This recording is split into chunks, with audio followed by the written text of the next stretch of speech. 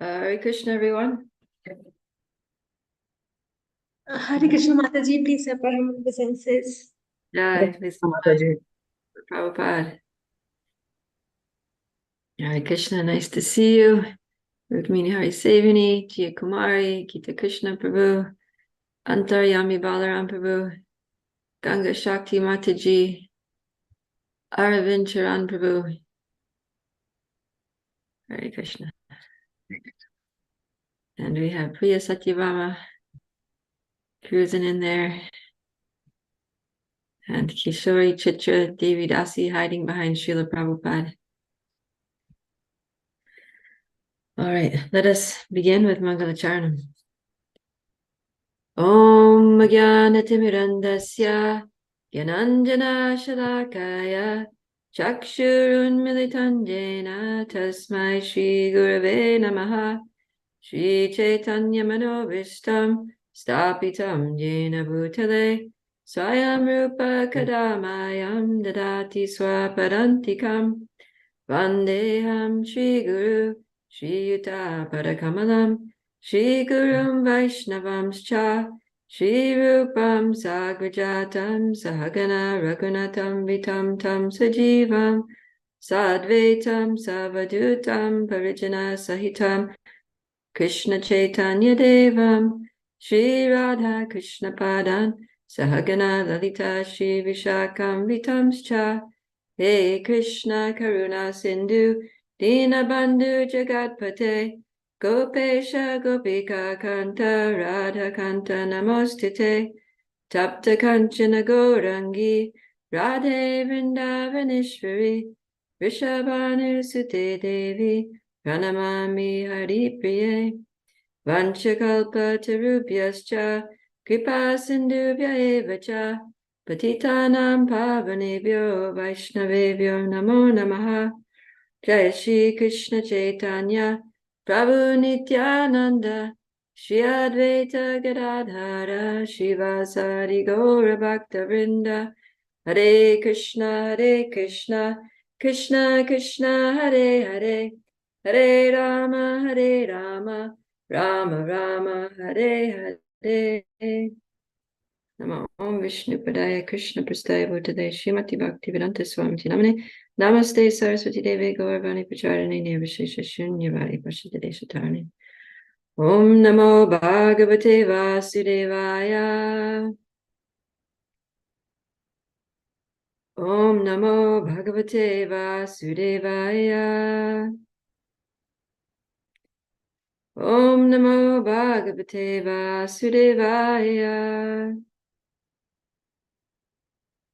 Narayana Namaskritya Naram Chaiva Narottamam Devim Saraswatim Vyasam Tato Jayamudirayat Nashtapraeshu Abhadreshu Nityam Bhagavata Sevaya Bhagavati Uttama Shloke Bhaktir Bhavati Naishtiki. Jai. So welcome everyone to today's class. We're going to be covering chapters 2 and 3 of the 6th canto. These chapters are both a little shorter than chapter 1, so hopefully we can get through everything. Hold on, I just need to open a window here.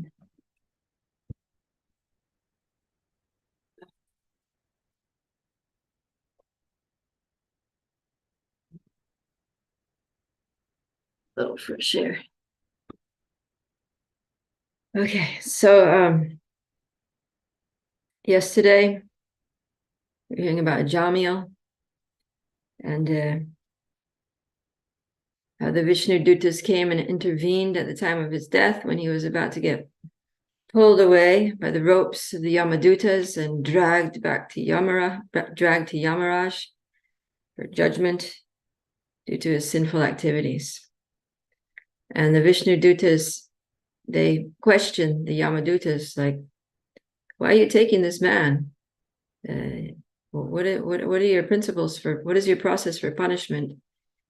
And how do you decide who's punishable and who's not punishable? So then most of the chapter was the Yamadutas explaining themselves, giving their rationale to justify their actions, what they were doing, taking away Ajamil. And they gave very good reasons, right? That this is all based on the Vedas. The Vedas come from Narayan, and all these things are decided according to the Vedas. There are principles of religion. There are witnesses that observe everybody's actions, and according to the extent, according to what they do, then they get karma, and then according to karma, then they get a punishment, and it's up to us to make sure they get their punishment, because this is good for them, because it corrects them, it reforms them, and it changes their mentality. So it hopefully leads them to perform less sinful activities and more pious activities. So the Yamadutas, they're feeling very justified that they're actually helping the person, and they're also under orders by Yamaraj. So they're following the orders of the master, and that's their duty, that's what they do. That's who they are. They're the servants of Yamaraj, so they're serving Yamaraj. So the Yamadutas are faultless in themselves. And then especially at the end, they're outlining all of the sinful activities of Ajamil.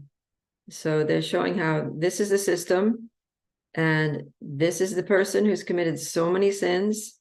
He never did anything to atone for it. So obviously, he's punishable. So they're making a very strong case in their favor. They're doing everything right according to their understanding and their instruction. Okay, so now the Vishnu Dutas are going to respond. And let's see what they're going to say. So just read the Sanskrit for this first verse, text 1. Shri Badarayani Uvacha Evam te Bhagavaduta Yamaduta Bibhasitam Upadarayata Tan Rajan Pratyahurnaya Kovida. Shukadeva Goswami said, "My dear king, the servants of Lord Vishnu are always very expert in logic and arguments." After hearing the statements of the Yamadutas, they replied as follows. So let's have someone read text 2, just the English, please. Actually, you can read 2 and 3 both. The Vishnuduta said, "Alas, how painful it is that irreligion is being introduced into an assembly where religion should be maintained. Indeed, those in charge of maintaining the religious principles are needlessly punishing a sinless, unpunishable person." Text 3. A king or governmental official should be so well qualified that he acts as a father, maintainer, and protector of the citizens because of affection and love. He should give the citizens good advice and instructions according to the standard scriptures and should be equal to everyone. Yamaraj does this, for he is the supreme master of justice, and so do those who follow in his footsteps. However, if such persons become polluted and exhibit partiality by punishing an innocent, blameless person, where will the citizens go to take shelter of their maintenance and security? All right, thank you. So, what do you think the Yamadutas are thinking now upon hearing this statement of the Vishnu Dutas? What is their feeling and thoughts? How would you be feeling if you were a Yamaduta? You just heard this. Ganga Shakti. Mataji, they must be feeling completely perplexed because they were thinking that they were following Dharmaraj, the one who's supposed to know Dharma. And so now they are being there's an allegation against them that they are the ones who don't know who should be punished and who should not be. So they are completely, feeling lost. Probably. Yeah, for sure. Yeah, they thought they were doing everything right. And the Vishnu Dutas are making a very heavy statement here that how painful it is that irreligion is being introduced in an assembly where irreligion should be maintained. So that's the first thing, because they're like, wait a minute, we just told you that everything that we're doing was according to the Vedas, and the Vedas are Narayan, and the religious principles are there, and Yamaraj is Dharmaraj, and he told us to do this. So how is this irreligious? Like, I don't get it, they must be very perplexed and shocked, And then the second statement is that you're needlessly punishing a sinless, unpunishable person. So they're probably thinking, how can they possibly be saying this? That Ajamil is sinless. I mean, it's clear that he's done practically every sin in the book, like this person is bad. So how can they say that he's sinless?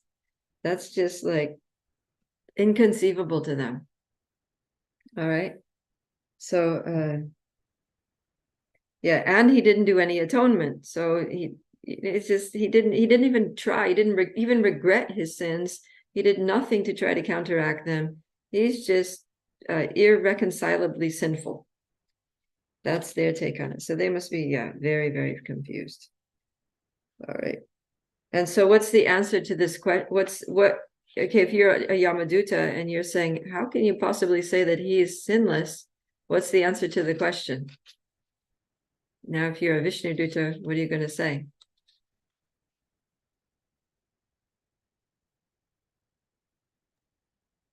Might be the chanting of holy name, maybe made him pure. Even It though he might did it be. unknowingly, but he did took Lord's name, so maybe that's the answer here. Yeah, that's how the Vishnu, this will come in text 7. So just a little spoiler alert here. In text 7, the Vishnu Dutas say, Ajamil has already atoned for all his sinful actions. Indeed, he has atoned not only for sins performed in one life, but for those performed in millions of lives. For in a helpless condition, he chanted the holy name of Narayan. Even though he did not chant purely, he chanted without offense, and therefore he is now pure and eligible for liberation. Wow. So the Yamadutas must be like, whoa, this is like beyond us. This is something we never heard of. This is like a new religious principle to end all religious principles. Right? And that's why Krishna says, abandon all varieties of religion and just do this one thing. Just surrender to me by chanting my holy names. So we'll get back to that. But in the meantime, the Vishnu Dutas are going to continue. And in this section, Srila Prabhupada's purports, he gives a lot of general principles for leaders in human society, because the Yamadutas are, they're in a leadership position, right? They're servants of Yamaraj. Yamaraj is a big leader. And they're his officers. So they also have positions in the administration of Yamaraj. And so they're leaders. You may make decisions, they take actions, they have influence on the lives of people, so they have the leadership capacity. So as we read through these verses, texts 1 to 6, we can see Srila Prabhupada's purports, some leadership principles. So we'll look at that. And these apply to all leaders for all time, not just to the Yamaraj and his followers. So the first thing comes up in text 1 here, where he says that the servants of, Shukadeva Goswami is saying that the servants of Lord Vishnu are very expert in logic and arguments. So that's one thing, that leaders should be expert in logic and arguments. They should be able to explain whatever they're doing with good rationale, right? And not just do it because I said so, or do it because I'm the authority, but it should be able to convince whoever their dependents are that, this is why I'm asking you to do this. This is why we need to do this, because there are very good reasons. And if the citizens or the dependents, or if you're a parent and if you're a mother and you tell your kid to do something, and they're like, why do I need to do that? Because I said so. Now just shut up and do it. That's not going to inspire them to do it. But if you take a few minutes and, sit down with them, look, this is what we need to do, and this is why we need to do it, and these are going to be the results of doing it. And then they'll be like, all right, I get it. All right, I'll do it. So it just helps for anyone who's in any kind of leadership position to be able to be expert in logic and arguments. Okay. And then in the verse number 2, this point comes up, that innocent people should not be punished. So Prabhupada talks about how in human society, maintaining religious principles is the duty of the king's court and the government. But unfortunately, in Kali Yuga, religious principles are tampered with, and the government cannot properly judge who is to be punished and who is not. In Kali Yuga, if one cannot spend money in court, one cannot get justice. So we see that, there's a lot of bribery that goes on, and if a poor person doesn't have enough money to bribe, a public official, then even though they're innocent, they may end up being convicted. So, yeah, Prabhupada's saying that this should not happen. It's the government's responsibility to make sure that innocent people are not punished and guilty people are punished, and to make a proper judgment based on principles of law and justice. So, yeah. Okay, then in verse 3, we read verse 3 already. Yeah. So there what comes up is that, well, another thing from text 2 is that he says that religious principles should not be tampered with. In other words, sometimes, there's an actual religious principle, like thou shalt not kill, for example, and the government interprets that to thou shalt not murder. So murdering a human being is a crime, but killing animals is not a crime. So that's tampering with religious principles. So the government should actually follow that religious principle and not allow slaughterhouses and things to be maintained. So that's an example of. And then text 3, the verse says that the king or government official should be so qualified that he acts as a father, maintainer, and protector of the citizens because of affection and love. So this is really nice, yeah, that and Prabhupada, he brings that out right in the beginning of the purport, that the king, or in modern times the government, should act as the guardian of the citizens by teaching them the proper goal of life. Because most people are just like, most people are like sheep. They just follow the leader. They don't think very much. One head sheep starts walking and the others all walk. So if the government is following principles of religion and aware of the goal of life and orienting the citizens towards the goal of life by teaching, by establishing laws based on religious principles, by setting good examples, by emphasizing good religious behavior and demonstrating that, then that's what they should be doing. Then the people are just going to follow. Okay, this is what we're doing here. This is the goal of life. They just accept. When here in the United States, the president will come on TV and he'll give his presidential address, and every American's got their TV on or their phone on, and they're listening in. They want to hear what the president's going to say, and they're literally like hanging on his words. But the president sometimes are so foolish. They'll say the most nonsensical things, but the people they get pulled in by it just because the president's saying it. It doesn't matter if it's total nonsense, makes no sense at all. It's completely like, anybody intelligent is going to be like, the heck is he talking about? Like, where's his head? But the mass of people are going to be like, wow, did you hear what the president said? Whoa, looks like this is what we're doing, and they'll get on board with it. And that's the way that leaders, can get people to go along with their insane and horrific agendas, like Hitler. What he was saying made absolutely no sense. It was totally against any religious principles. It was completely horrible, but somehow or other, because he was a leader, he was able to get, millions of people to get on the same page with him and do horrific things, following his lead. So that's not what a leader's supposed to do. A leader should be like a loving father of the citizens and care for them and set the good example, just like good parents set a good example for their children. Like if you want your children to be Krishna conscious, then you have to be good devotees. You have to show them what Krishna consciousness looks like. You want them to chant. You need to get up and chant. You want them to, whatever it is that you want them to do, you have to do that yourselves, and then they just follow. So, yeah. Prabhupada saying the duty of the government is to take charge of training all the citizens in such a way that by a gradual process, they will be elevated to the spiritual platform and will realize the self and the relationship with God. And then he gives examples of kings who did that, like Yudhisthira, Maharaj Parikshit, Lord Ramachandra. And the leaders should be honest and religious. He says, otherwise all the affairs of the state will suffer. So, and Prabhupada is very hopeful. You can see Prabhupada's optimism here, that he's saying that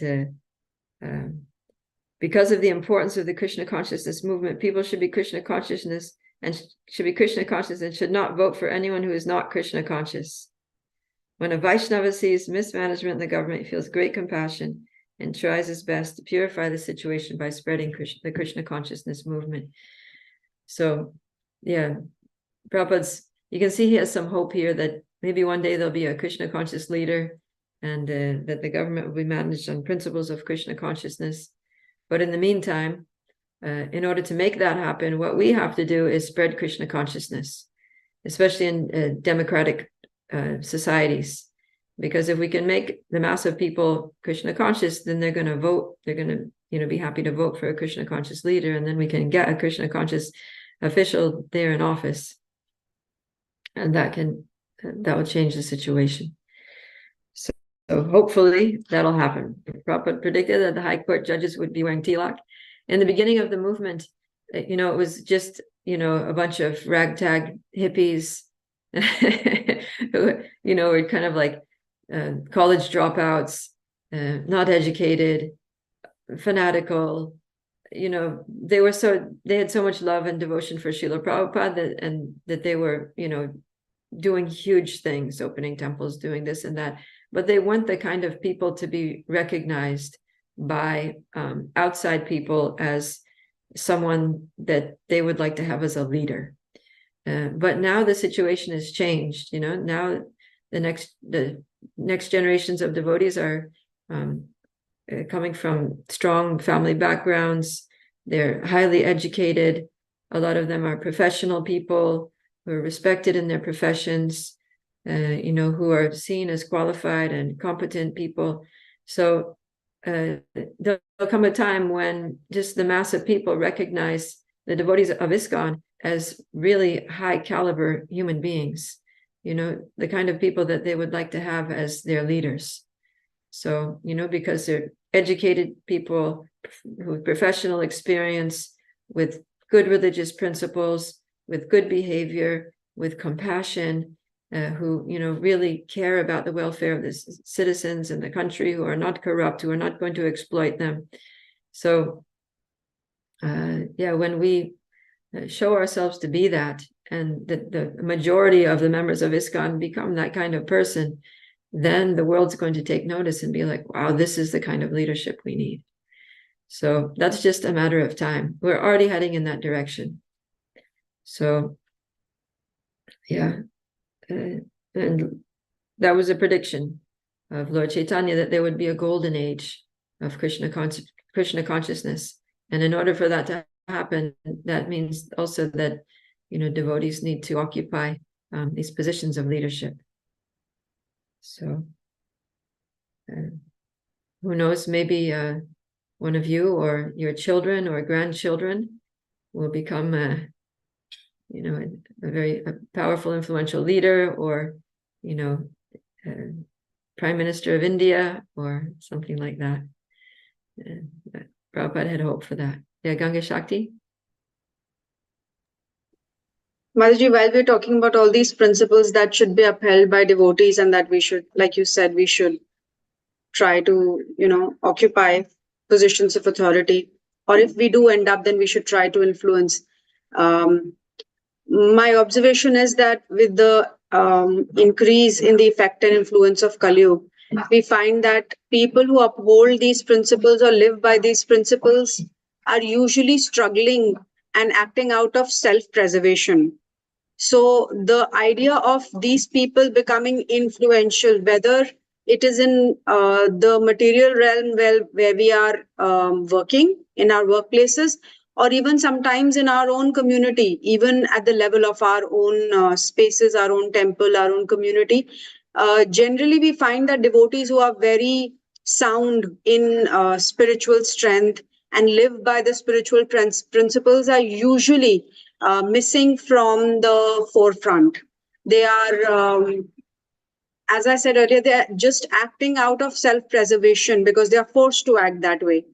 How do we look at this, and what are the ways in which we can help um, each other, help ourselves, help each other to become, for the right people to be in influential positions? So let me see if I understand what you're saying. So you're saying that devotees who are really like very strict and full-time following Krishna consciousness, they're kind of struggling on the material side. They have little material influence. And so how are they going to ever have a position of power? Is that what you're saying? No, Mataji, what I'm trying to say is that devotees who are strong spiritually usually are not in influential position. What to say of outside, but also in our own communities. They are not part of managements. They are not in the forefront. They are acting out of because they want to preserve their own sanity, because the world is like that. If you look at the world, the way people operate. So that's okay. Yeah. So the very highly advanced devotees, they don't want to be involved in management because it's a headache, and right. Okay. Yeah. So yeah, I mean, there's different kinds of leadership, and it doesn't have to be, there are devotees who are sannyasis who are not, in management positions, but they're very influential. They influence the leaders. So you don't necessarily have to be in the seat, in the hot seat to lead. You can be an inspirational leader. And that's the Vedic system, is that the Kshatriyas do the management, but it's the Brahmana, but they have an advisory council of Brahmanas, right? Or at least one Brahmana who they go to for advice and good counsel and help with their decision making and things, are very important matters. So like that, these devotees can give guidance to the leaders.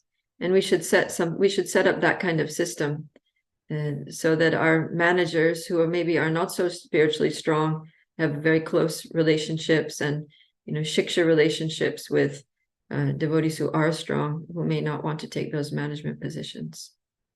So that's a healthy leadership structure.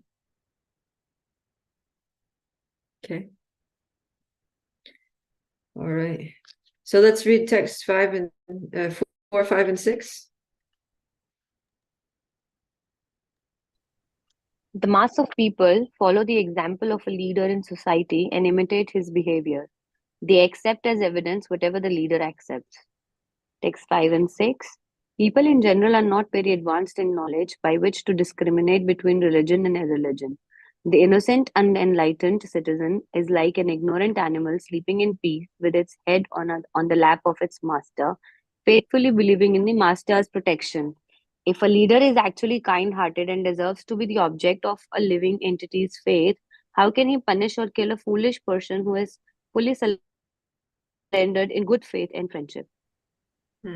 Thank you. Yeah, so here number 4, text 4 is giving us what we're saying, that the mass of people follow the leader. That's what I was saying. So it's very important for the leaders to be exemplary, so that the mass of people can be benefited by imitating them, and not be corrupted or degraded by imitating them. And then Prabhupada, the Vishnu Dutas, they make this point here in text 5 and 6, that the leaders have to be worthy of the followers putting their faith in them. Not that the person, the citizen, or, if you're a leader in your devotee community, not that the devotee, puts their head in the lap of the leader in full surrender to Krishna, and then the leader just exploits them. Because, they say power corrupts, but absolute power corrupts absolutely. So in the government, there's power, but in a religious institution, there's absolute power, because we're dealing with the absolute truth. We're not just dealing with the temporary, laws of this world. We're dealing with the laws of God, the absolute truth. A spiritual master, or even, like a GBC, a temple president, our high-level leaders in ISKCON are, meant to be seen as representatives of God in the lives of, the rank and file devotees in the temple.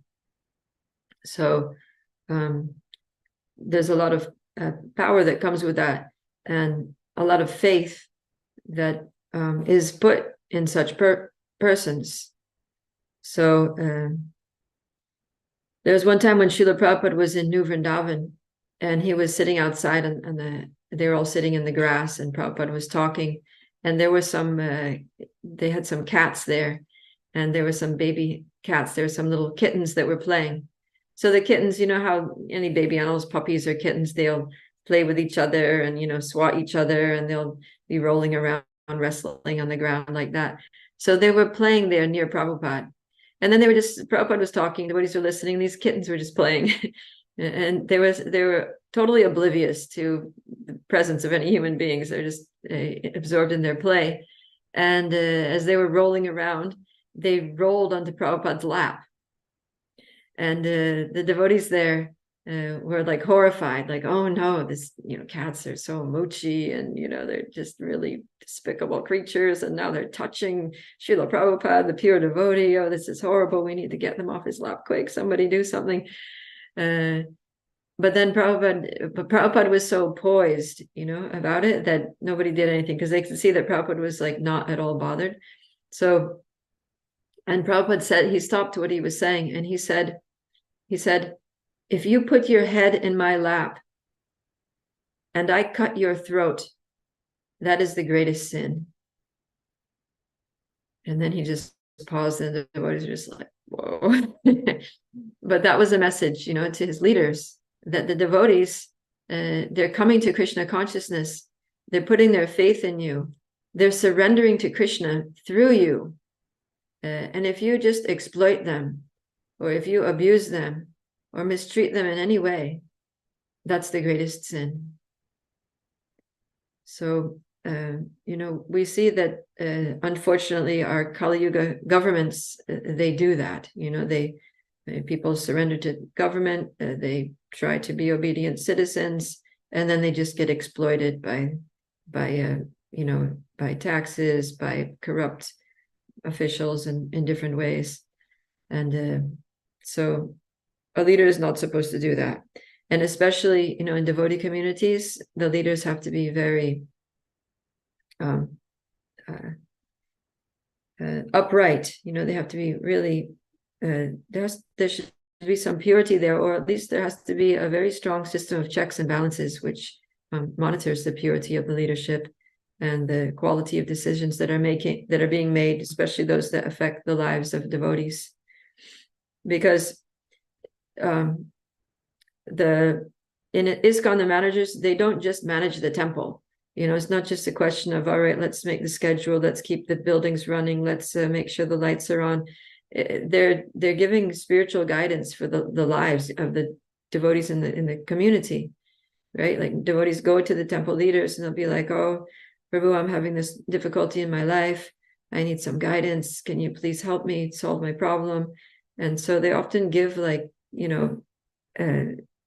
instructions for major life decisions about, important things like career and marriage and where to live and how to live and which ashram to be in, and right.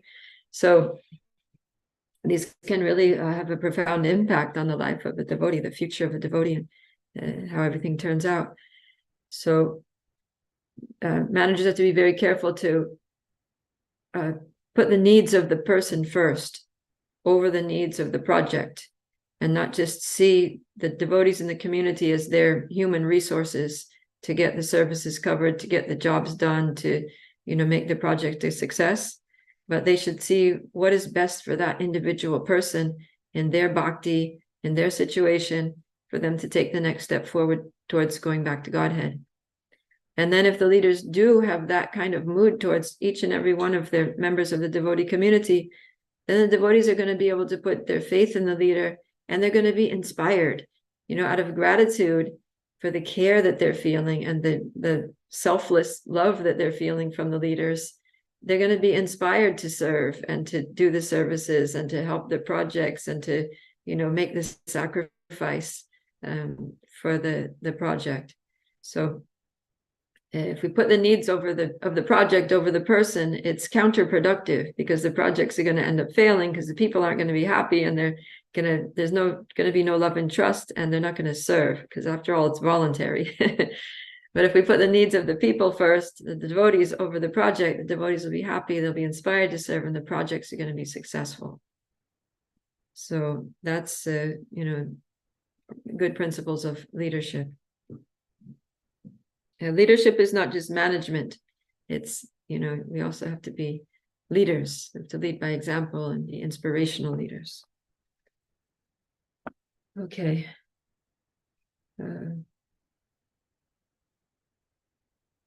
So now we're going to get to this verse about that we read before. Let's go read text 7.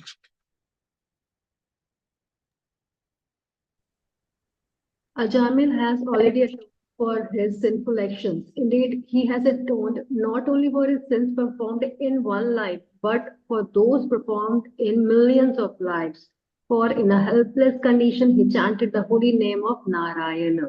Even though he didn't chant purely, he chanted without offense, and therefore he is now pure and eligible for liberation. Yeah, so the Vishnu Dutas are chastising the Yamadutas in these verses. They're saying, as leaders, you need to know the laws. And the law is that anyone who chants the holy name without offense is totally purified.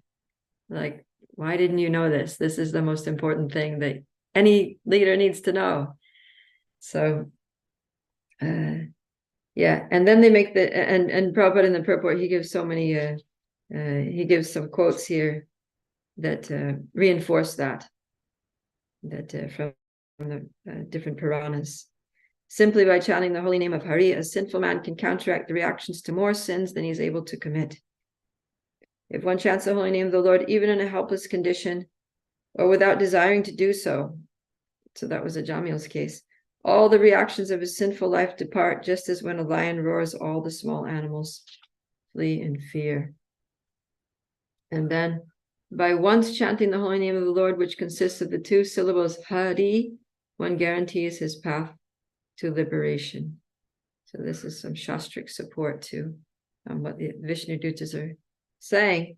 And then, we heard that just even once chanting the holy name, one gets free from all his sins. But now the Vishnu Dutas are going to make the point that he didn't just once chant the holy name. He was chanting like all day, every day for years. So that's text 8. Someone please read. The Vishnu Dutas continued. Even previously, while eating at other times, this Ajamila would call his son, saying, "My dear Narayana, please come here." Although calling the name of his son, he nevertheless uttered the 4 syllables Narayana. Simply by chanting the name of Narayana in this way, he sufficiently atoned for the sinful reactions of millions of lives. Yeah, we were hearing about that before, right? That he would call his son to eat, he would call his son to sit with him, he would call his son for this, for that, for this, because out of all of his children, he had many children, but Narayan was the youngest and he was his pet son. So whatever he did, he wanted Narayan to be there with him to do it together.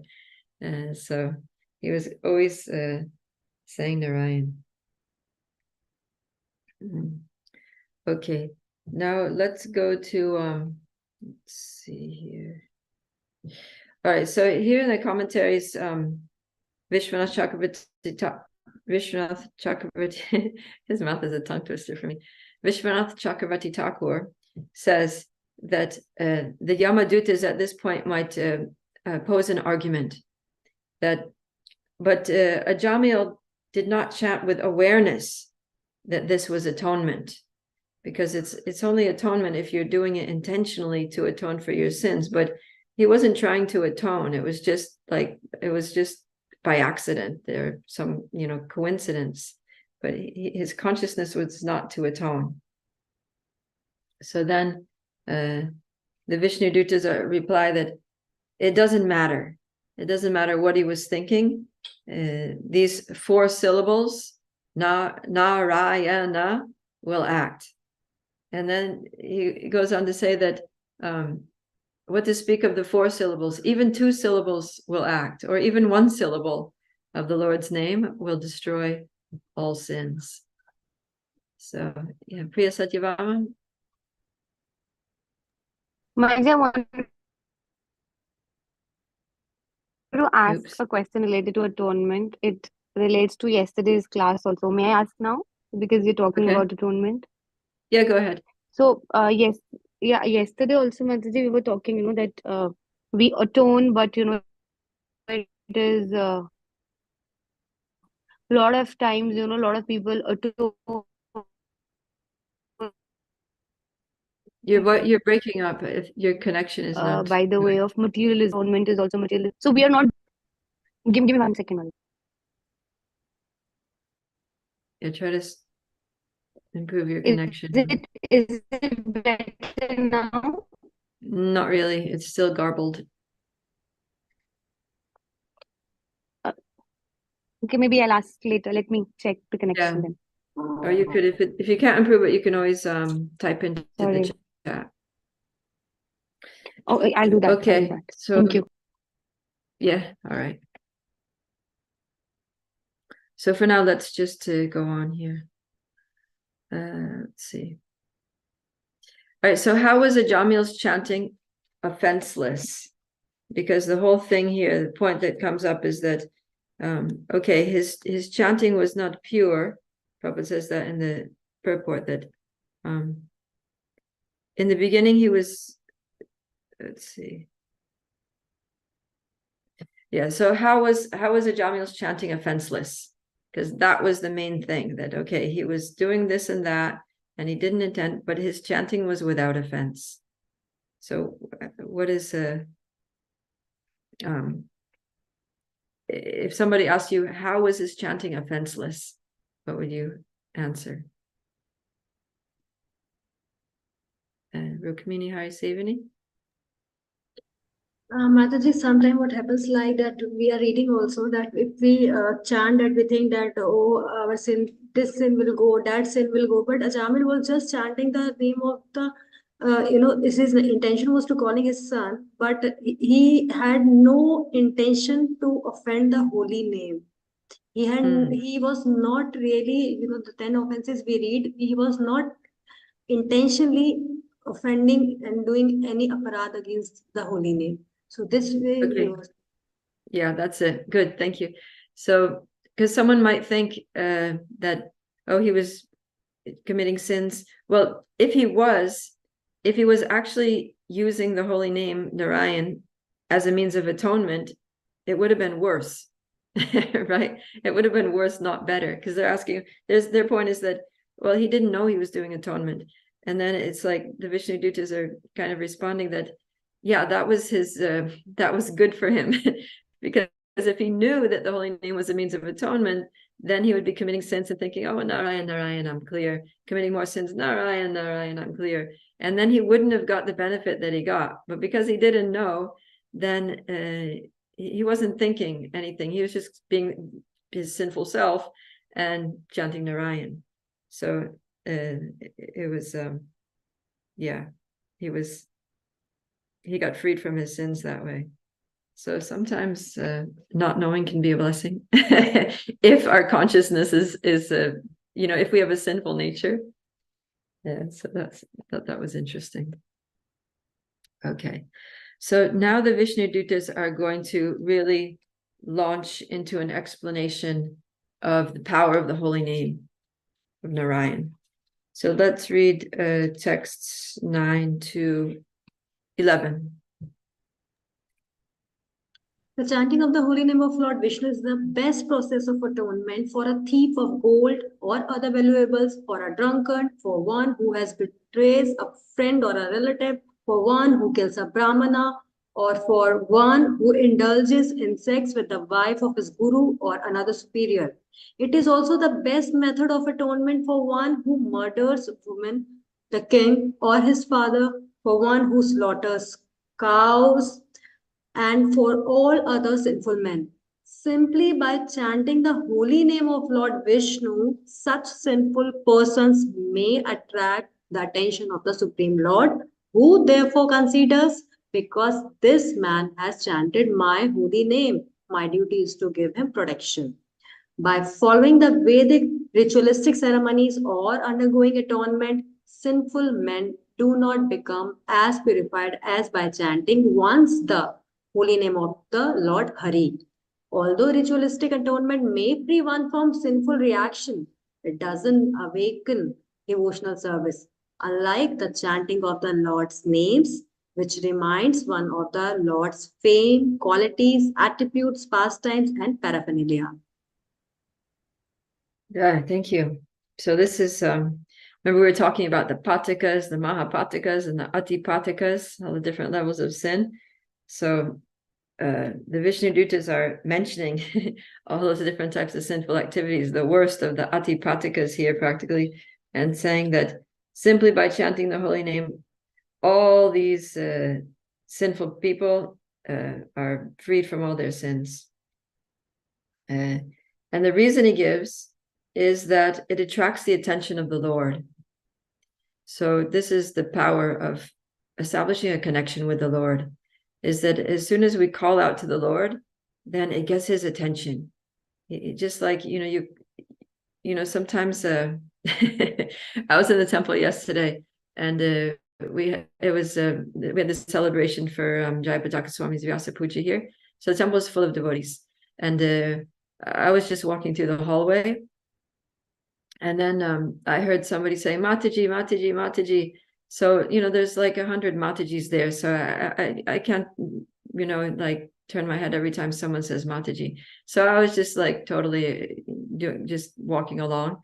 And then Mataji, Mataji, Mataji. And I was like, whatever, not even looking. And then finally someone says, Prabhupada Priya. Right? So that's the power of the name, right? Is that even with us, if someone says our name, it gets our attention, and we look at the person, we stop what we're doing, and we're, yes, what can I do for you? So the Lord is the same way, that we can be saying so many things, oh, whatever, but as soon as we say Krishna's like, oh, yes, what can I do for you? And of course the Lord's nature is to give protection. That's, because he's the Lord. That's what the Lord does. He's the master, and we're all his servants. So the nature of the master is to give protection to the servants, to engage the servants in services that are good for them, that are productive. So as soon as we get Krishna's attention by saying his name, then he's going to help us. He's going to protect us. He's going to engage us in his service. So that's what the Vishnu Dutas are saying here. Because this man has chanted my holy name, my duty is to give him protection. So as soon as Jamil said Narayan, then immediately the Lord looked his way, gave his attention, and gave his protection. And Vishwanath Chakravarti Thakur gives a very long commentary to text 10, and he explains that it wasn't only at the time of death when Jamil called out Narayan that he was freed from sins. He was freed from all of his sins from the very first time he ever chanted Narayan, at the time when he named his son Narayan, the time when his son was born and his wife was like, what should we name him? And he said, let's name him Narayan. When he said that, all of his sins, and Vishwanath Chakravarti Thakur says something very startling. He says something very surprising. He says that the first time that Ajamil said Narayan, that let's call this child Narayan, all of his sins, past, present, and future, were eradicated. They were totally destroyed. So that means that all the sins that he performed, even after that, because after naming his son Narayan, he continued doing so many sinful activities, but he wasn't getting any reaction for those sinful activities because of his first chanting of Narayan. It wasn't that after the sinful activities he had to again chant Narayan, although he did, but he didn't have to, because that one chanting destroyed all the sins, past, present, and future. I found that really amazing. So, yeah, let's see.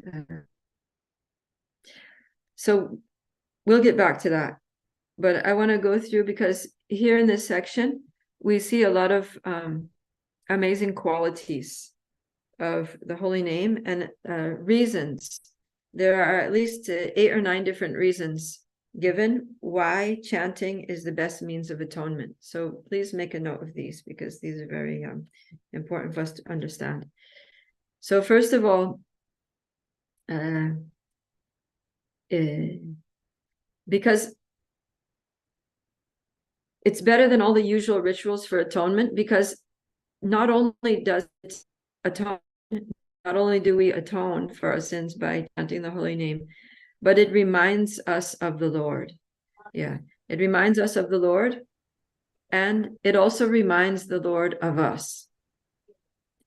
So when we remember the Lord, then we get purified. And when the Lord remembers us, then he thinks, this person belongs to me. They're saying my name. I'm going to protect them. And that's exactly what happened, because when Ajamil chanted, then the Lord sent, so the Vishnu Dutas, this is Vishwanath Chakravarti Thakur, you know how he adds additional conversations. So the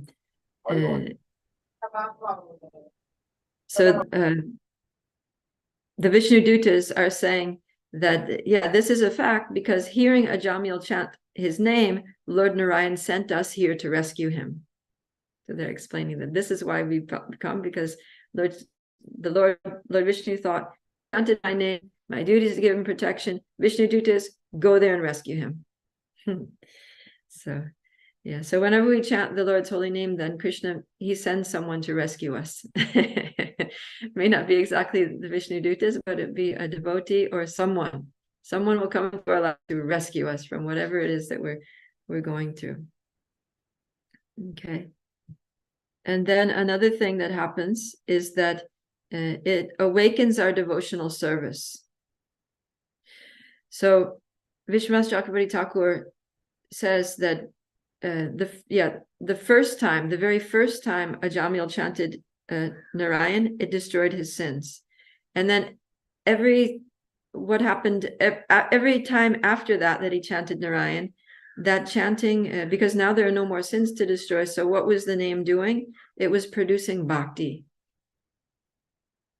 And that was that bhakti was leading up to the point at the end of his life where he was actually able to chant with remembrance and with devotion, as the Acharya, as we heard yesterday, that the Acharyas were saying that he chanted with remembrance, he chanted with a little devotion. And that was a result of the successive chanting. Okay. Then in text 11 purport, this is a really beautiful purport here. It's talking about how chanting the holy name, it's not just an atonement, but it's also a service. Chanting is devotional service. That the 9 processes of devotional service: Shravanam, Kirtanam, Vishnu Smaranam. So, when we chant the name, that's Kirtanam. When we hear our chanting, that's Shravanam. When we remember the Lord by chanting, that's Smaranam.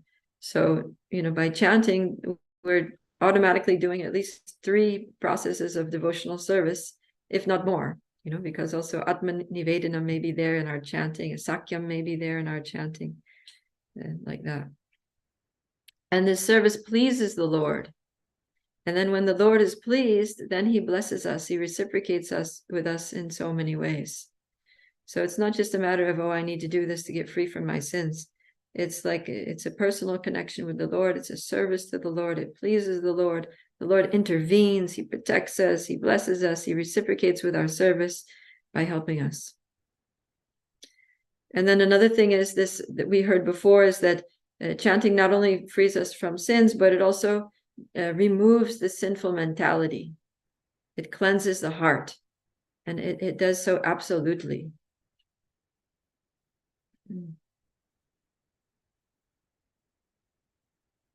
Yeah, and it's specifically mentioned. Oh, I'm jumping ahead, but anyways, let me go ahead. We can read the verses afterwards. Let's make a nice list here.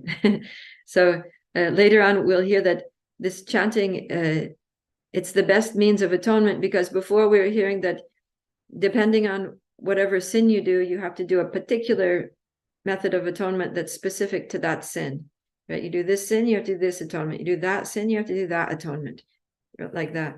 But chanting the holy name is the one process that removes all sins. It's just, you don't need to worry about any other process. It's the one singular process that clears away everything, that solves all of our problems. And then the amazing thing is that even if it's not pure chanting, it doesn't even have to be perfect chanting of the holy name. Even if it's namabas, and we'll hear about the 4 different types of namabas that are specifically mentioned. Even those, even with that impure chanting, it will free us from, all of our sins, past, present, and future.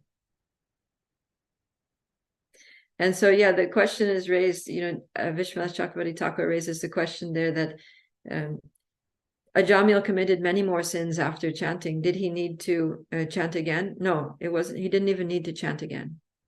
But his chanting again and again developed his bhakti.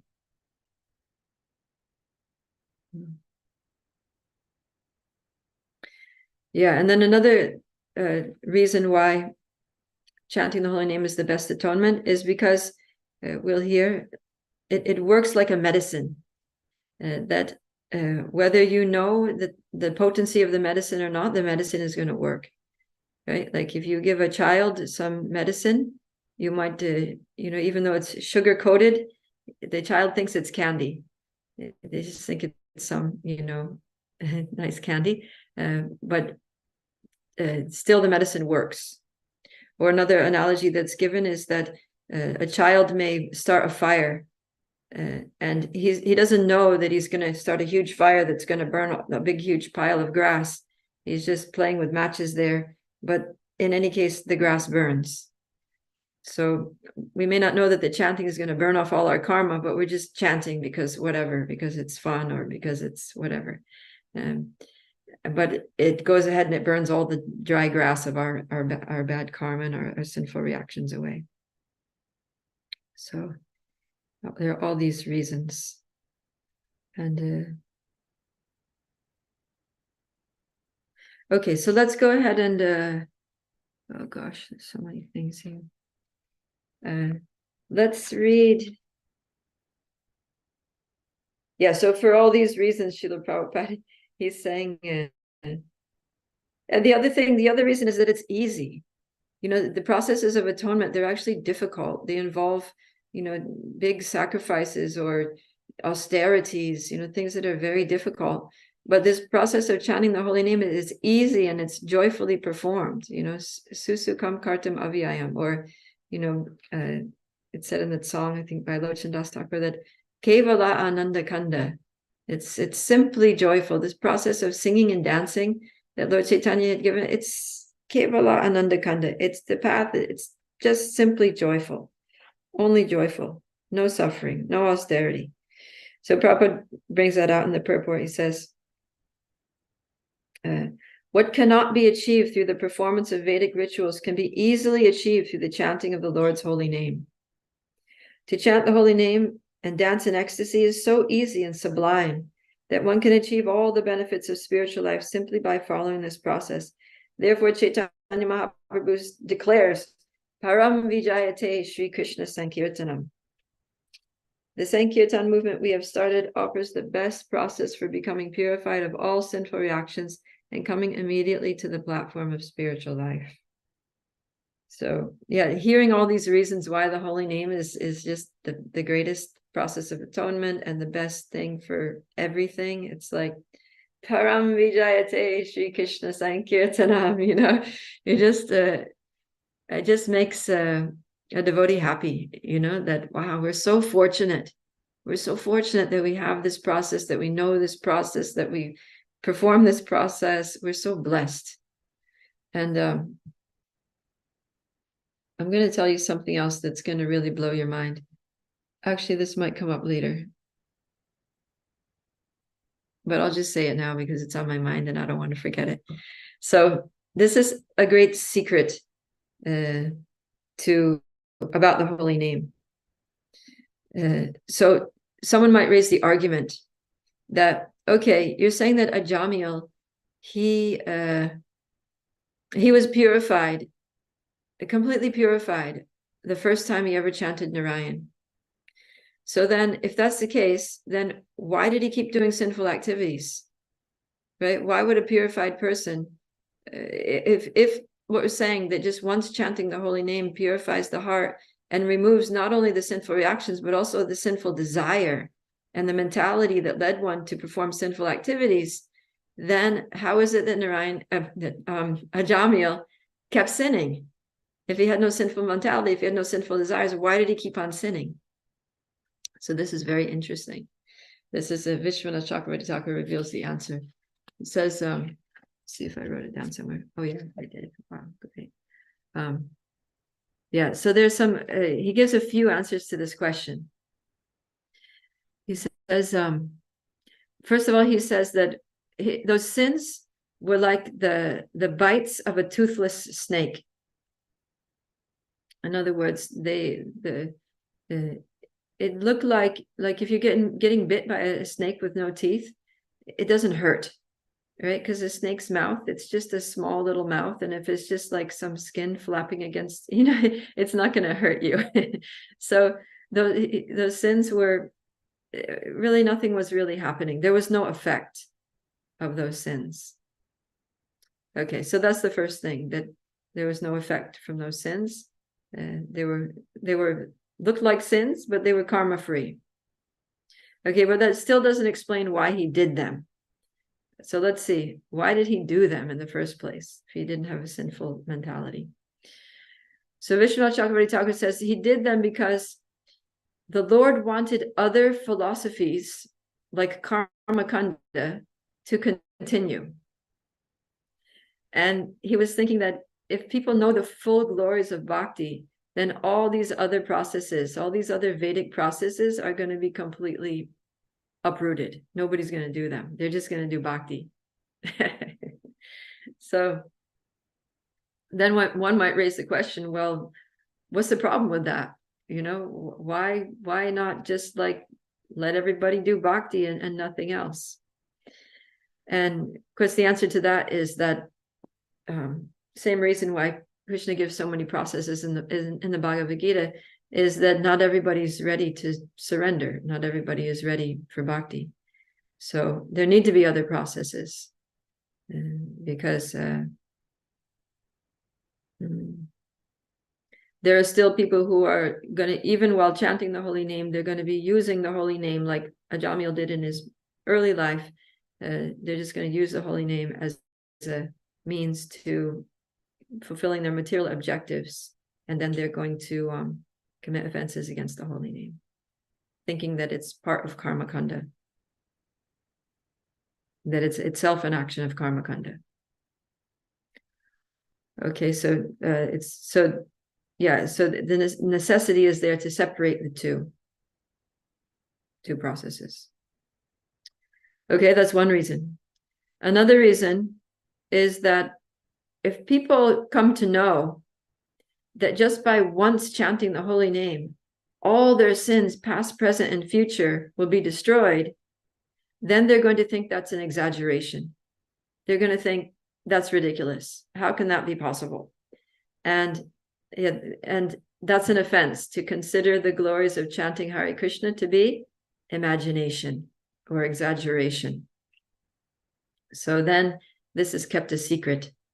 So I hope I haven't revealed the secret here that you're going to think it's an exaggeration. Don't think it's an exaggeration. It's a fact. But it's a little known fact, because some of these glories of the holy name are just so like unbelievable that we might not believe them. You know, we might think that's impossible. That's an exaggeration. I don't believe that. And then that'll be an offense against the holy name. And then that will cause our fall down. So, yeah. So then, okay, well, how can that possibly be true? You know, how can it be true that the holy name removes even future reactions? So I want you to understand this, because I don't want you to think it's an exaggeration. So Vishwanath Chakravarti Thakur, he kindly explains this. He says that in most cases, the holy name shows its fruits to the world only after some time. He compares it to fruit trees that bear fruit only after a long time. So, you know, fruit trees, it takes a long time to grow, but even after the tree is there, sometimes it'll be years or even decades, you know, before it actually gives fruit. Some types of fruit trees are like that. So he says that in some cases, the name, he says in most cases, it takes a long time for the holy name to show its results. And in some cases, the holy name, the effects of the holy name are not visible at all. So Ajamil, the first time he chanted, he became purified, but the effects of his purification were not visible. They were hidden. So all the time that Ajamil was committing those sins, he was actually pure. I mean, it's inconceivable, but that's what, and he says, and it goes back to the similar reason, that the reason for this is to not abolish all the other scriptures. But still, see, we come to know that the effects were there all along, because at the time of death, he chanted the name with consciousness of Narayan. He chanted the name with devotion. And that the name takes the person who has chanted offenselessly to the Lord's abode. Yeah. And yeah, another reason for this, of course, the main reason for the holy name not showing its effects like that is that the Lord doesn't want people to commit sin on the strength of the holy name, which is a seventh offense, or to consider the holy name to be an atonement ritual, which is karma kanda. That would be the eighth offense. So, yeah, for all these reasons, although Ajamil was pure, we weren't able to see his purity. It was hidden in order to protect people from misusing the holy name. So those are, yeah, it's a very interesting commentary. And actually the BBT editors, they included that same commentary at the end of this chapter. So you can, or the end of, it's in here somewhere, I think at the end of the chapter. So you can read through that, or you can go to Acharya's commentaries on Bhagavatam, and it's there. Okay, so those are some important points. Let's go back now to text 13. Let's have someone read 13 to 19, please. We're going to hear some more. Basically, I talked about most of these already, but we'll hear them now in the verses. At the time of death, sorry, please continue. At the time of death, this Ajamil helplessly and very loudly chanted the holy name of the Lord Narayan. The chanting alone has already freed him from the reactions of all sinful life. Therefore, O servants of Yamaraj, do not try to take him to your master for punishment in hellish conditions. Text 14. One who chants the holy name of the Lord is immediately freed from reactions of unlimited sins, even if he chants indirectly to indicate something else, jokingly, for musical entertainment, or even neglectfully. This is accepted by all learned scholars of the scripture. Text 15. If one chants the holy name of Hari and then dies because of an accidental misfortune, such as falling from the top of a house, slipping and suffering broken bones while traveling on the road, being bitten by a serpent, being afflicted with pain and high fever, or being injured by a weapon, one is immediately absolved from having to enter hellish life, even though he is sinful. Text 16. Authorities who are learned scholars and sages have carefully ascertained that one should atone for the heaviest sins by undergoing a heavy process of atonement, and one should atone for lighter sins by undergoing lighter atonement. Chanting the Hare Krishna mantra, however, vanquishes all effects of sinful activities, regardless of whether heavy or light. Text 17. Although one may neutralize the reactions of sinful life through austerity, charity, vows, and other such methods, these pious activities cannot uproot the material desires in one's heart. However, if one serves the lotus feet of personality of Godhead, he is immediately freed from all contaminations. Text 18. As a fire burns dry grass to ashes, so the holy name of the Lord, whether chanted knowingly or unknowingly, burns to ashes without fail all reactions of one's sinful activities. Text 19. If a person unaware of the effective potency of a certain medicine takes that medicine or is forced to take it, it will act even without his knowledge, because its potency doesn't depend on patient's understanding. Similarly, even though one does not know the value of chanting the holy name of the Lord, if one chants knowingly or unknowingly, the chanting will be very effective. Thank you. Yeah, so that's all the reasons that I jumped ahead a little bit there, but there they are. And so here in text 14, there Vishnu Dutas are listing the different types of namabas. So because Ajamil was chanting in namabas, and the claim was there that namabas, due to that namabas, he was liberated. So he's saying that even if one who chants the holy name is immediately freed from unlimited sins, even if so this is one chanting indirectly, sanketyam, like chanting to indicate something else. And then there's parihasyam, means jokingly, stobam as musical entertainment, or helanam, neglectfully. So all of this, any of these ways of nama grahanam, chanting the holy name, gets us ashesha agam haram, free from ashesha, unlimited agas, unlimited sins. And then they give a fifth type of namabas, which is in the next verse. This is how Vishwanath Chakravarti Thakur classifies this as the fifth type of namabas, chanting in conditions beyond one's control.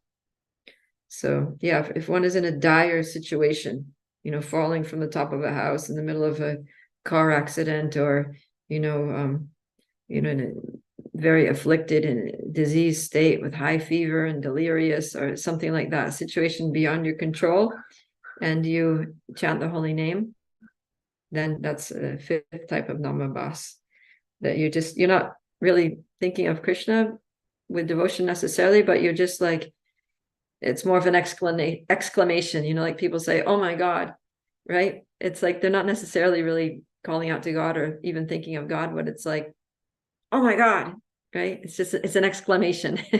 So like, yeah, sometimes we'll say that, as devotees will say that, we'll just be like, Krishna, like you're about to get hit by a car crossing the road, Krishna. You're not really calling out to Krishna, but it's just, that's what came out of your mouth as an exclamation. So we should be so trained, that that's what we say, because a lot of people say a lot of things when things like that happen. They'll say, swear words, and right?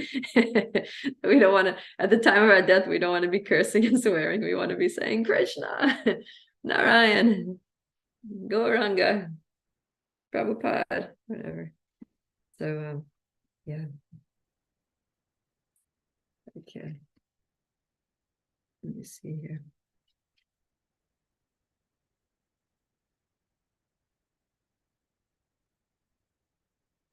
in text 17, Prabhupada's talking about Samba's kidnapping of Duryodhana's daughter, Lakshmana, as an example to demonstrate the power of the holy name.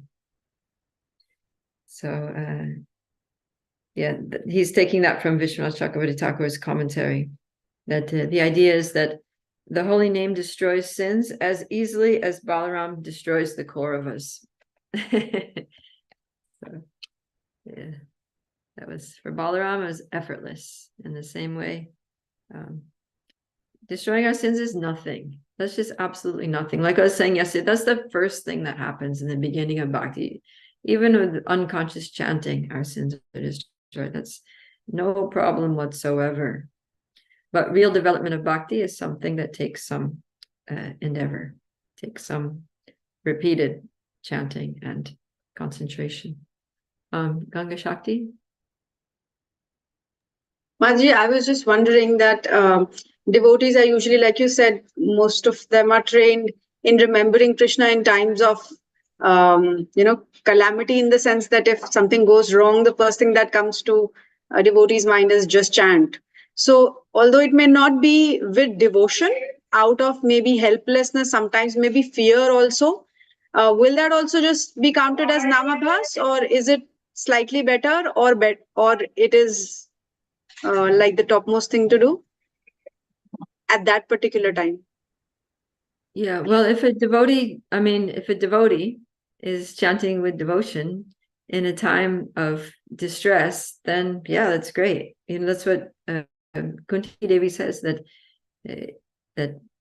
those who are Janma Shvaya Shuta Shirvir Edamana Madapunan Naivar Hatyapi Datum Vai Twama Kinchana Gocharam. That people who have everything going for them, who have an easy life because they have money, they have beauty, they have a good education, high birth, they're comfortably situated. That's a problem for them, because they're not able to chant with sincere feeling. But somebody who's in trouble, who's in a problematic situation, who's in dire straits, who's in the middle of a crisis, they can chant with sincere feeling. So that's good. We have to come to that point of chanting with really calling out, like a child for mother in distress, like just chanting it. And so often of course, we don't have to be, impoverished and in pain and diseased and something, but materially speaking, we can be materially well situated, but we have to understand our actual situation. That as souls in the material world, whatever our material standard of living, or our level of material comfort, or whatever, it doesn't matter. Everybody's in distress here. The soul is in distress here, in the same way that a fish out of water is always going to be in distress. No matter if you give it a nice mattress to lie on, if you give it a nice glass of, nimbu pani or whatever, it's still going to be in distress because it's out of its element. It's only going to be happy when it's back in the water. So even the rich, the famous, the powerful, they're all in distress. Everybody's suffering here. Everybody's diseased here. Everybody's in a crisis situation at every moment. So when we realize our actual situation in this material world, then we don't have to be, in a bad material situation. Everything's bad. It's all bad. We're always in a crisis. We always have a reason. Every person on this planet has the best reason to call out to Krishna with sincere feeling. So we should do that every time, every round, every mantra, every name. Yes, Rukmini Harisevani. Mataji, again, in this contest, there can be two things, that I want to come out of my distress, so I'm chanting, or I really want Krishna, so I'm chanting. So by this, I'm understanding that, yes, I just want to get out of my distresses so this is not actual chanting. It is not pure chanting. If I just want to, Well, it's actual. we have to realize that the reason that we're in distress is because we've forgotten Krishna. So actually, what I want is Krishna.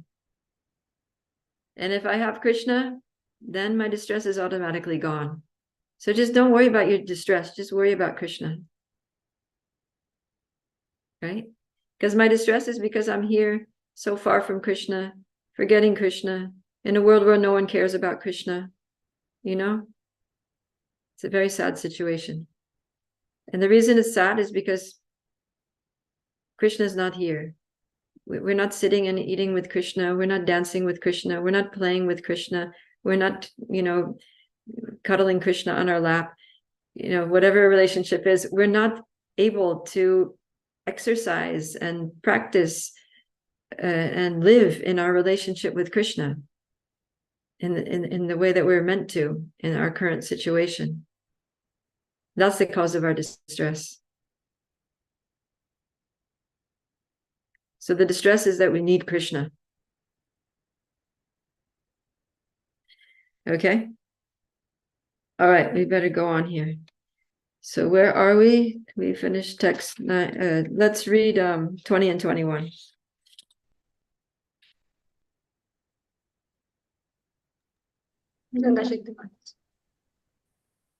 Text 20. Sri Shukadev Goswami continued, My dear king, having thus perfectly judged the principles of devotional service with reasoning and arguments, the order carriers of Lord Vishnu released the Brahman Ajamil from the bondage of the Yamadutas and saved him from imminent death. Text 21. My dear Maharaj Parikshit, O subduer of all enemies, after the servants of Yamaraj had been answered by the order carriers of Lord Vishnu, they went to Yamaraj and explained to him everything that had happened. All right. So the Yamadutas accepted the explanation of the Vishnudutas, or at least superficially, they accepted it. We're going to find out later that inside their hearts, out of respect for the Vishnudutas, because they could understand they were great personalities, they were not being angry. But we'll see that when they go back to Yamaraj, they're really fuming. They're really upset about this because this never happened before. They are not totally convinced. And so we're going to hear about that conversation later. That's what chapter 3 is all about, is the Yamaduta's conversation with Yamaraj. But in the meantime, we're going to see what happens with the Jamil. So let's read 22 and 23. Having been released from the nooses of the Yamaraj servant, the Brahmana Jamil, now free from fear, came to his senses and immediately offered obeisances to Vishnu Dutas by bowing his head at their lotus feet. He was extremely pleased by their presence, for he had seen them save his life from the hands of the servants of Yamaraj. O sinless Maharaj Parikshit, the order carriers of Supreme Personality of Godhead, the Vishnu Dutas, saw that Ajamil was attempting to say something, and thus they suddenly disappeared from his presence. So imagine some devotee comes and just helps you so much, saves your life, and then you're just about to say thank you and express your gratitude, and then they're gone. So you can imagine Ajamil, he's just like, what? They just disappeared? Why? So why did the Vishnudutas disappear suddenly like that? There was a reason.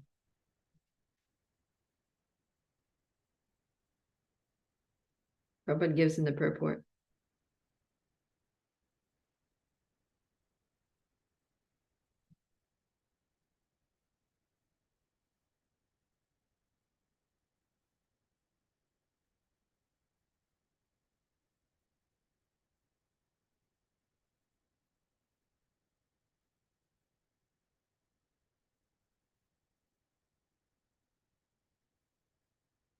Anybody find it?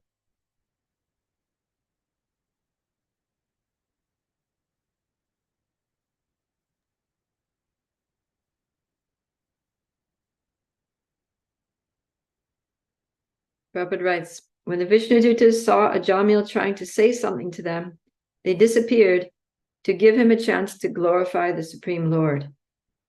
Since all his sinful reactions had been vanquished, he was now prepared to glorify the Lord.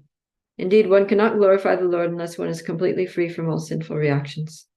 So, yeah, and then in the end, he sheds a little more light on this. He says, to increase his eagerness to glorify the Lord, they disappeared so that he would feel separation in their absence. In the mode of separation, glorification of the Lord is very intense. So, this is a thing that Krishna does and devotees also do, right? Lord Krishna left the gopis he left the arena of the rasa dance right in the middle of rasa dance, just to give the gopis the feeling of separation, so that their love for him would intensify, and that's what it did. So in the same way, the Vishnu Dutas just disappeared in order to plunge Ajamil into the ocean of separation, in which his feelings would intensify. And now that he's pure, that he would be able to glorify the Lord. And also they wanted him to glorify the Lord and not necessarily glorify them. And Vishwanath Chakrabarti Thakur gives another reason, that just simply because it was no longer time for Ajamil to leave his body. He got like a second lease on life. He got his lifetime extended. So the Vishnu Dutas come when it's time to take the soul back to Vaikuntha. But now he's not going back to Vaikuntha. He's going to live longer time in the material world. So he's like, okay, we'll come later and get him. We'll leave him now. So for these reasons. Yeah. So you see, devotees, we have so many devotees that we deeply care about, that we're inspired by, that they come and visit our temples, or they might stay in our home, and then they leave. Just when we're getting very attached to them, just when we're getting used to them, just when they've helped us so much and we really want to serve them out of gratitude, they're gone. Right? You ever have that experience? So, yeah, so sometimes devotees do this, but it's all Krishna's arrangement to increase our feelings of separation, to increase our love, to make us take deep shelter of Krishna and cultivate service and separation, which is the goal. It's what Lord Chaitanya taught, Vipralamba Bhava, the highest ecstasy. Okay, so let's read 24 to 29.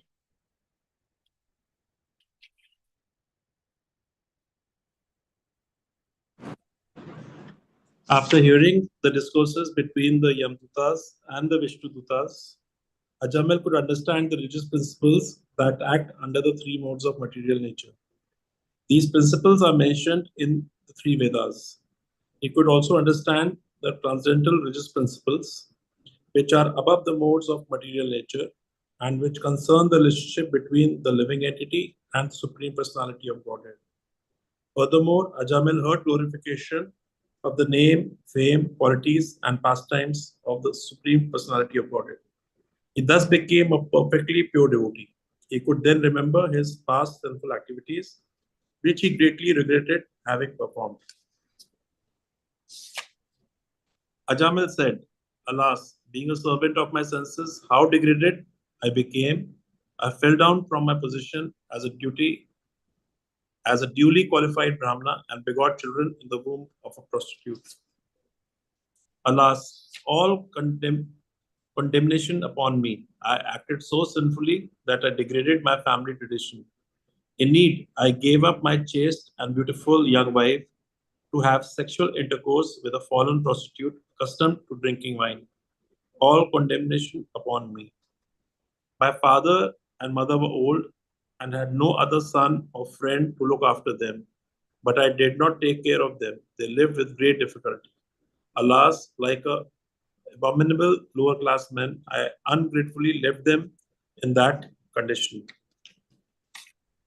It is now clear that as a consequence of such activities, a sinful person like me must be thrown into hellish conditions meant for those who have broken religious principles and must there suffer extreme miseries." Thank you. So here we see Ajamil. Now that he's coming to Krishna consciousness, He's becoming conscious. Prabhupada says first we have to become conscious, and then we become Krishna conscious. But sometimes we become Krishna conscious, and then we become conscious. So now that he's becoming Krishna conscious, he's conscious of all the things that he did and all the ways that he really misbehaved and wasted his life. So this is a natural. It's natural for a devotee. I'm sure most of you, if not all of you, especially if you were not born in a devotee family, upon coming to Krishna consciousness, you're like, oh my God, what did I do? Right? We realize all the things that we did wrong and all the ways that we just wasted our time and wasted our lives and misused our free will and hurt other people and other living beings. And a lot of regret comes up. I remember, very soon after I became a devotee, just really getting on my knees and begging Krishna to forgive me for all the things that I did, because often we don't realize, we don't even know that we're doing something sinful. We come to know later, because the values of the society that we've grown up, the religious principles that our mother and father taught us may not include all the principles of the actual principles of Krishna consciousness. So we learn later, too late after we've already done them, that, I shouldn't have done that. So there's regret. And Prabhupada says in the purport to text 27 that this regret is a good thing. It helps us advance in spiritual life. And he says that we must regret. We have to regret. If we don't regret our previous actions, then that means that we don't really understand what we did wrong, and we could, Maya can still catch us on those things. We really have to understand, this was very wrong. I did a very bad thing. I'm so sorry. I really regret doing this. If I could do it all over again, it would be very different and like that. So that's very good for our spiritual advancement. Some people have nowadays, there are these new age philosophies that, just validate, it was okay, it was your thing at the time, whatever. No, that that we shouldn't make people feel bad, or people shouldn't be made to feel bad or guilty or judged or whatever. But this is all just new age bogusness, basically. Actually, when we do something wrong, we should feel bad. We have to feel bad. And that helps us it propels us towards doing the right thing and not doing the wrong thing again. Okay, let's go to, let's read 30 to 33, please.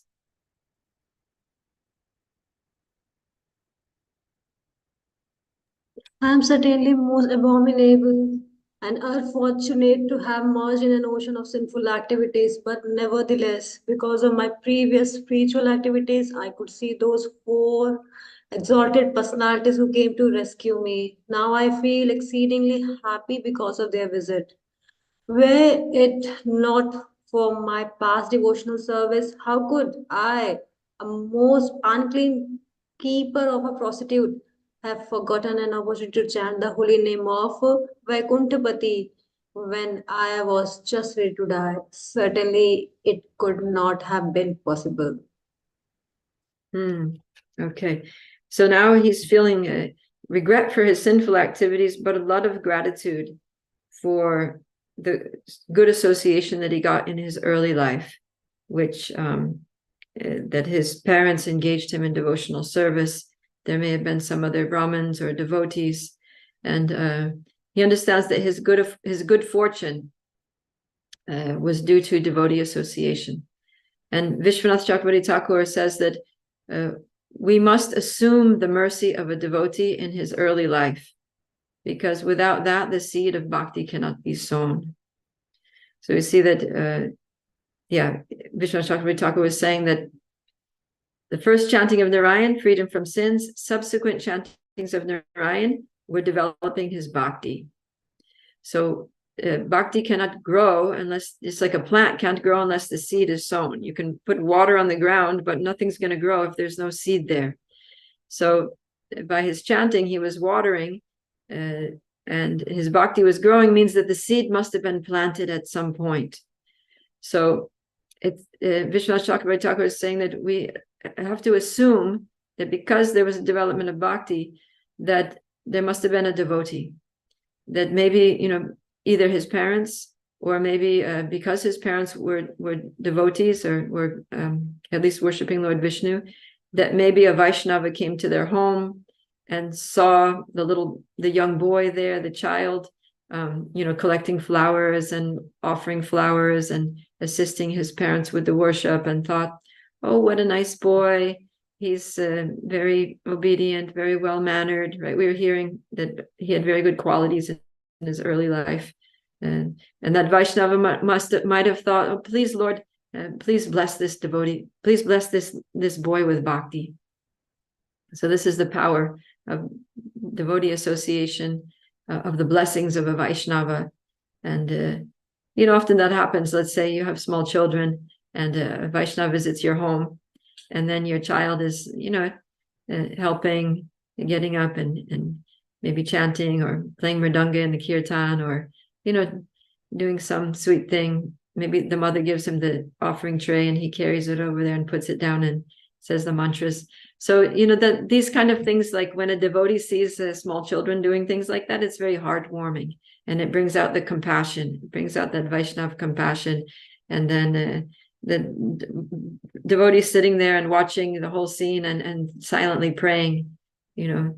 I mean, I myself found myself doing this many times, just spontaneously, you know, just like praying, oh, Krishna, please help this child to continue with their bhakti, help them to be, you know, a wonderful devotee, let them, you know, maintain their purity like that, and be, you know, grow in Krishna consciousness nicely like that. So that's natural for a devotee to pray like that. Whenever they see, you know, a child or a new devotee, like I'm constantly praying for the new devotees. Every time I see a new bhakta come and pay obeisances in front of the deities, I'm like, please bless this soul who's, you know, spread out their paying dandavats before you. Let them become strong in their bhakti. Let them, you know, get spiritual strength and determination and faith and resilience to serve you for their whole life, like that. So these kind of prayers are very powerful. And even if that person has difficulties later on, the seed of bhakti is planted by the desire of a devotee. Anyone who has bhakti can plant the seed. Yeah. So it said that this is we can assume that someone did this. Someone made that prayer. Someone made that request on behalf of Ajamil to the Lord. So let's read 34 to 38. Text 34. Ajamil continued, I am a shameless cheater who has killed his Brahminical culture. Indeed, I am sin personified. Where am I in comparison to the all-auspicious chanting of the holy name of Lord Narayan? Text 35. I am such a sinful person, but since I have now gotten this opportunity, I must completely control my mind, life, and senses, and always engage in devotional service, so that I may not fall again into the deep darkness and ignorance of material life. Text 36-37. Because of identifying oneself with the body, one is subjected to desires for sense gratification, and thus one engages in many different types of pious and impious action. This is what constitutes material bondage. Now I shall disentangle myself from my material bondage, which has been caused by the Supreme Personality of Godhead's illusory energy in the form of a woman. Being a most fallen soul, I was victimized by the illusory energy and have become like a dancing dog led around by a woman's hand. Now I shall give up all lusty desires and free myself from this illusion. I shall become a merciful, well-wishing friend to all living entities and always absorb myself in Krishna consciousness. Yeah, thank you. As Prabhupada says here in purport to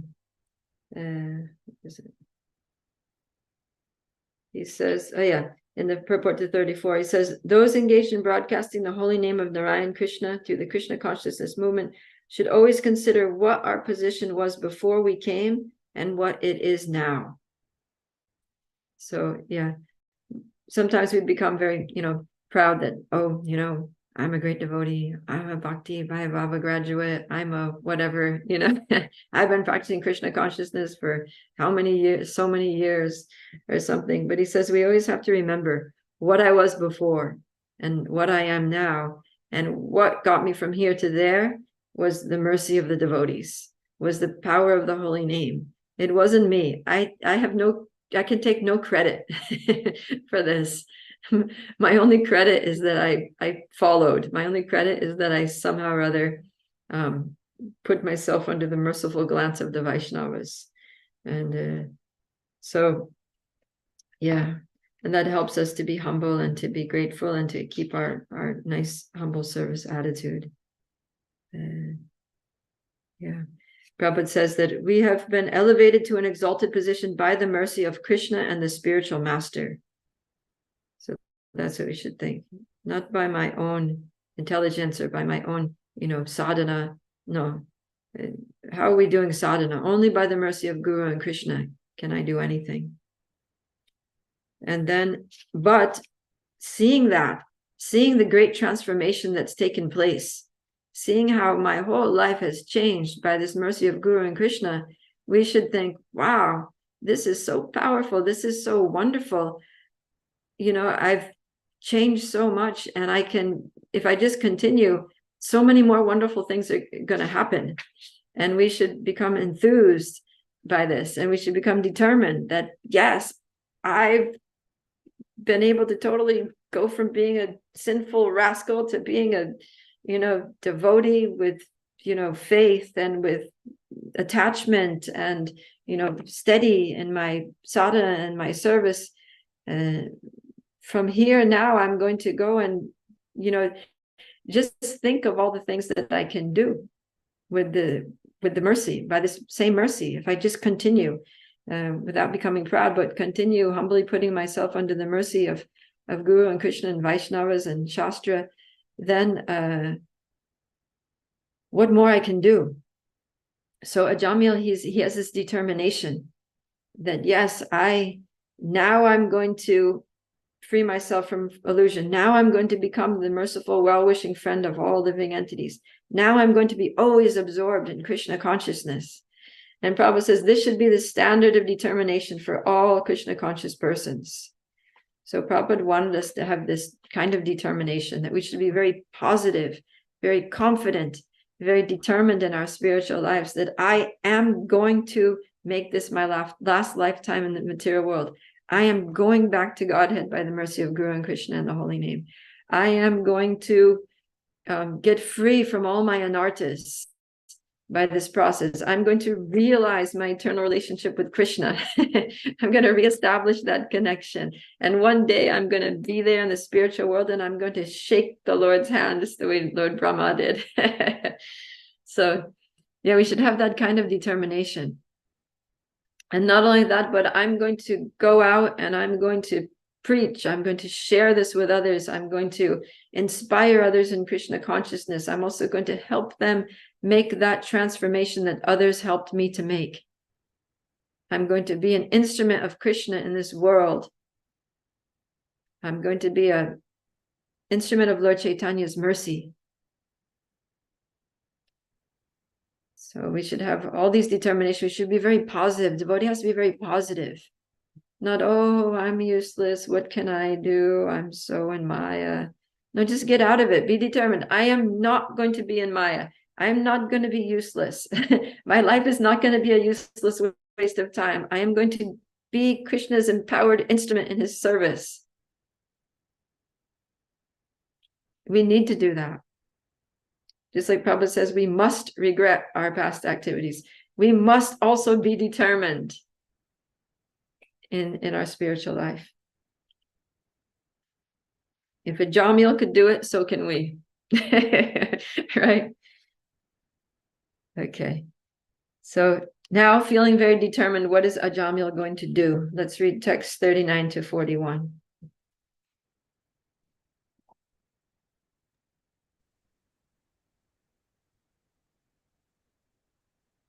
Because of the moment's association with devotees, the Vishnu Dutas, Ajamil detached himself from the material conception of life with determination. Thus, freed from all material attraction, he immediately started for Hardwar. In Hardwar, Ajamil took shelter at Vishnu temple where he executed the process of Bhakti Yoga. He controlled his senses and fully applied his mind in the service of the Lord. All right, so he was so determined, he left his prostitute wife, he left all of his children, including Narayan, that he was so attached to, and he just went to Haridwar, which is a holy place. He thought, I need to go to a sacred place. Prabhupada says, we don't need to go to Haridwar. We can live comfortably in any one of our ISKCON temples, especially Mayapur and Vrindavan.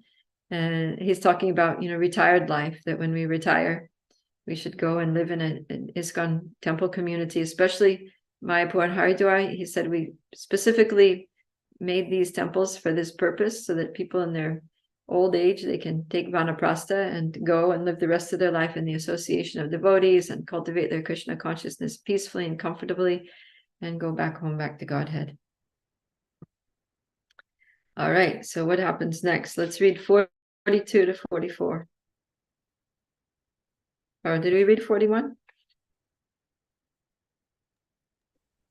We did. Okay, let's read 42 to 44. Text 42. When his intelligence and mind were fixed upon the form of the Lord, the Brahmin Ajamil once again saw before him 4 celestial persons. He could understand that they were those he had seen previously, and thus he offered them his obeisances by bowing down before them. Text 43. Upon seeing the Vishnudutas, Ajamil gave up his material body at Hardwar on the bank of the Ganges. He regained his original spiritual body, which was a body appropriate for an associate of the Lord. Text 44. Accompanied by the order carriers of Lord Vishnu, Ajamil boarded an airplane made of gold. Passing through the airways, he went directly to the abode of Lord Vishnu, the husband of the goddess of fortune. Jai, all glories to Ajamil. Ajamil goes back to Godhead. So imagine how happy he was to see those Vishnu Dutas again. I'm sure that while he was, there in Haridwar doing his, his japa and his prayers and his worship, that he was remembering those Vishnu Dutas and thinking, one day I'm going to see them again. When I leave my body, I'm going to see them again. They're going to take me to the Lord. And then one fine day they appear, they come with a flower airplane and take him. It wasn't a flower airplane, it was a golden airplane. He boarded an airplane made of gold.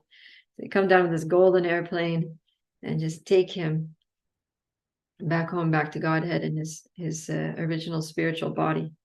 So this is very, very glorious end to a not so glorious life. But despite all the things that he did in his life, he was able to maintain a thread of Krishna consciousness by the mercy of the holy name, by the mercy that he got in his early life, and the mercy of how that manifested through the holy name. So we just have to hold on to this holy name. Just hold on to the holy name for dear life and keep chanting it, and make sure we chant without offense. At least Namabas. We have to chant at least as nicely as Ajamil was doing. Namabas. And that will save us. Okay, let's do 45 to 49, and we're going to wrap up this chapter.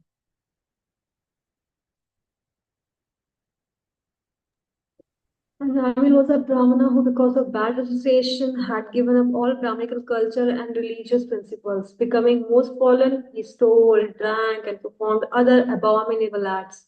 He even kept a prostitute. Thus, he was destined to be carried away to hell by the order carriers of Yamaraj. But he was immediately rescued simply by a glimpse of the chanting of the holy name Narayan.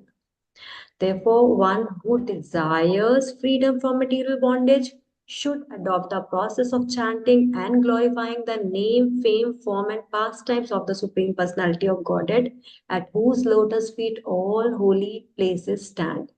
One cannot derive the proper benefit from other methods, such as pious enthronement, speculative knowledge, and meditative and mystic yoga. Because even after following such methods, one takes to fruitive activities again, unable to control his mind, which is contaminated by the base qualities of nature, namely passion and ignorance. Because this very confidential historical narration has a potency to vanquish all sinful reactions, one who hears and describes it with faith and devotion is no longer doomed to hellish life, regardless of having a material body and regardless of how sinful he may have been. Indeed, the Yamdutas who carry out the orders of Yamaraj do not approach him even to see him. After giving up his body, he returns home back to Godhead, where he is very respectfully received and worshipped. While suffering at the time of death, Ajamil chanted the holy name of the Lord, and although the chanting was directed towards his son, he nevertheless returned home back to Godhead. Therefore, if one faithfully and inoffensively chants the holy name of the Lord, where is the doubt that he will return to Godhead? Yeah, so have no doubt that he will definitely return back home, back to Godhead. Yeah, so here, the whole point of this narration is that if even a Jamiel went back to Godhead, what to speak of those who chant with knowledge and with faith? So, yeah, this is one of those what to speak of pastimes, that this person was so sinful, he did so many terrible things. If even he at the end of his life could go back home, back to Godhead, he didn't just get free from sinful actions. He didn't just get liberation and go to Brahman or something. He went back home, back to Godhead in his spiritual body, to Vaikuntha, to worship Lord Vishnu eternally in his transcendental service. So if he can do it, then what to speak of a devotee who is given up sinful activities, is following regular principles, is being very strict about taking only Krishna prasadam, staying only in association with devotees, doing everything they can very intentionally to be Krishna conscious. What to speak of that person? As long as they stay free from offenses and especially free from Vaishnava aparada, they're definitely going back home, back to Godhead. So this story gives us a lot of encouragement and reassurance that we can make it. Okay, so let's we're going to do another chapter here today. We have a lot to do still, but yesterday I realized later that I I didn't give you a break, and let's take just a 5-minute break, and we'll come back, and then we'll have an hour, and we're going to try to do a marathon and finish this next chapter 3 in 1 hour. Okay, so just take a stretch or whatever, get water if you need it, and come back quickly. I'm going to chat with Gayatri. Morning time here.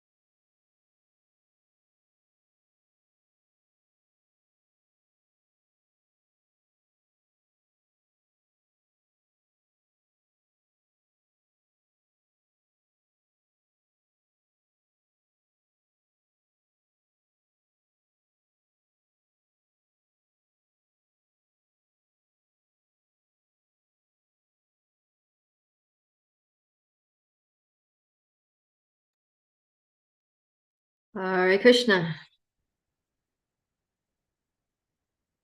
All right, that was a quick 5 minutes. Maybe it was only 4.5 minutes. Anyways, let's jump into chapter 3 now. So yeah, it was mentioned that how the Yamadutas, they went back to Yamaraj to try to find out what the heck just happened. And now we're going to find out what's happening there in Yamaloka. So this chapter is called Yamaraj Instructs His Messengers. So let's please someone read text 1 to 3. Text 1. King Parikshit said, O my lord, O Shukadev Goswami, Yamraj is the controller of all living entities in terms of their religious and irreligious activities, but his order had been foiled. When his servants, the Yamadutas, informed him of their defeat by the Vishnudutas, who had stopped them from arresting Ajamil, what did he reply? Text 2. O great sage, never before has it been heard anywhere that an order from Yamaraj has been baffled. Therefore, I think that people will have doubts about this that no one but you can eradicate. Since that is my firm conviction, kindly explain the reasons for these events. Text 3. Sri Shukadev Goswami replied, My dear king, when the order carriers of Yamaraj were baffled and defeated by the order carriers of Vishnu, they approached their master, the controller of Samyamani Puri, and master of sinful persons, to tell him of this incident. All right, so not only were the Yamadutas surprised, but Maharaj Parikshit was also surprised. He's like, how is it? This never happens that Yamaraj's objectives are foiled. So now the Yamadutas are going to present their problem. They're going to explain the situation, what happened to Yamaraj. And you'll see here that it's mentioned here that they spoke in choked voices. So it seems that the Yamadutas were, like I said, restraining their emotions out of respect for the Vishnudutas. But when they met Yamaraj, they were so disturbed. They were just letting it all out. They were venting their frustration, and they were so disturbed that their voices were choked with anger. And Vishwanath Chakravarti Thakur says that internally they were thinking. So they didn't say this to Yamaraj, but this is what they were thinking internally, right? Sometimes what you're thinking internally and what you say externally are two very different things. So what they're thinking internally is, we're going to go defeat those Vishnudutas and get Ajamil and drag him down to hell where he belongs. If not, we are the servants of a firefly. In other words, this Yamaraj, who is our so-called master, if we can't do this, then he's useless. He's no more useful than a firefly. He's just like an insect.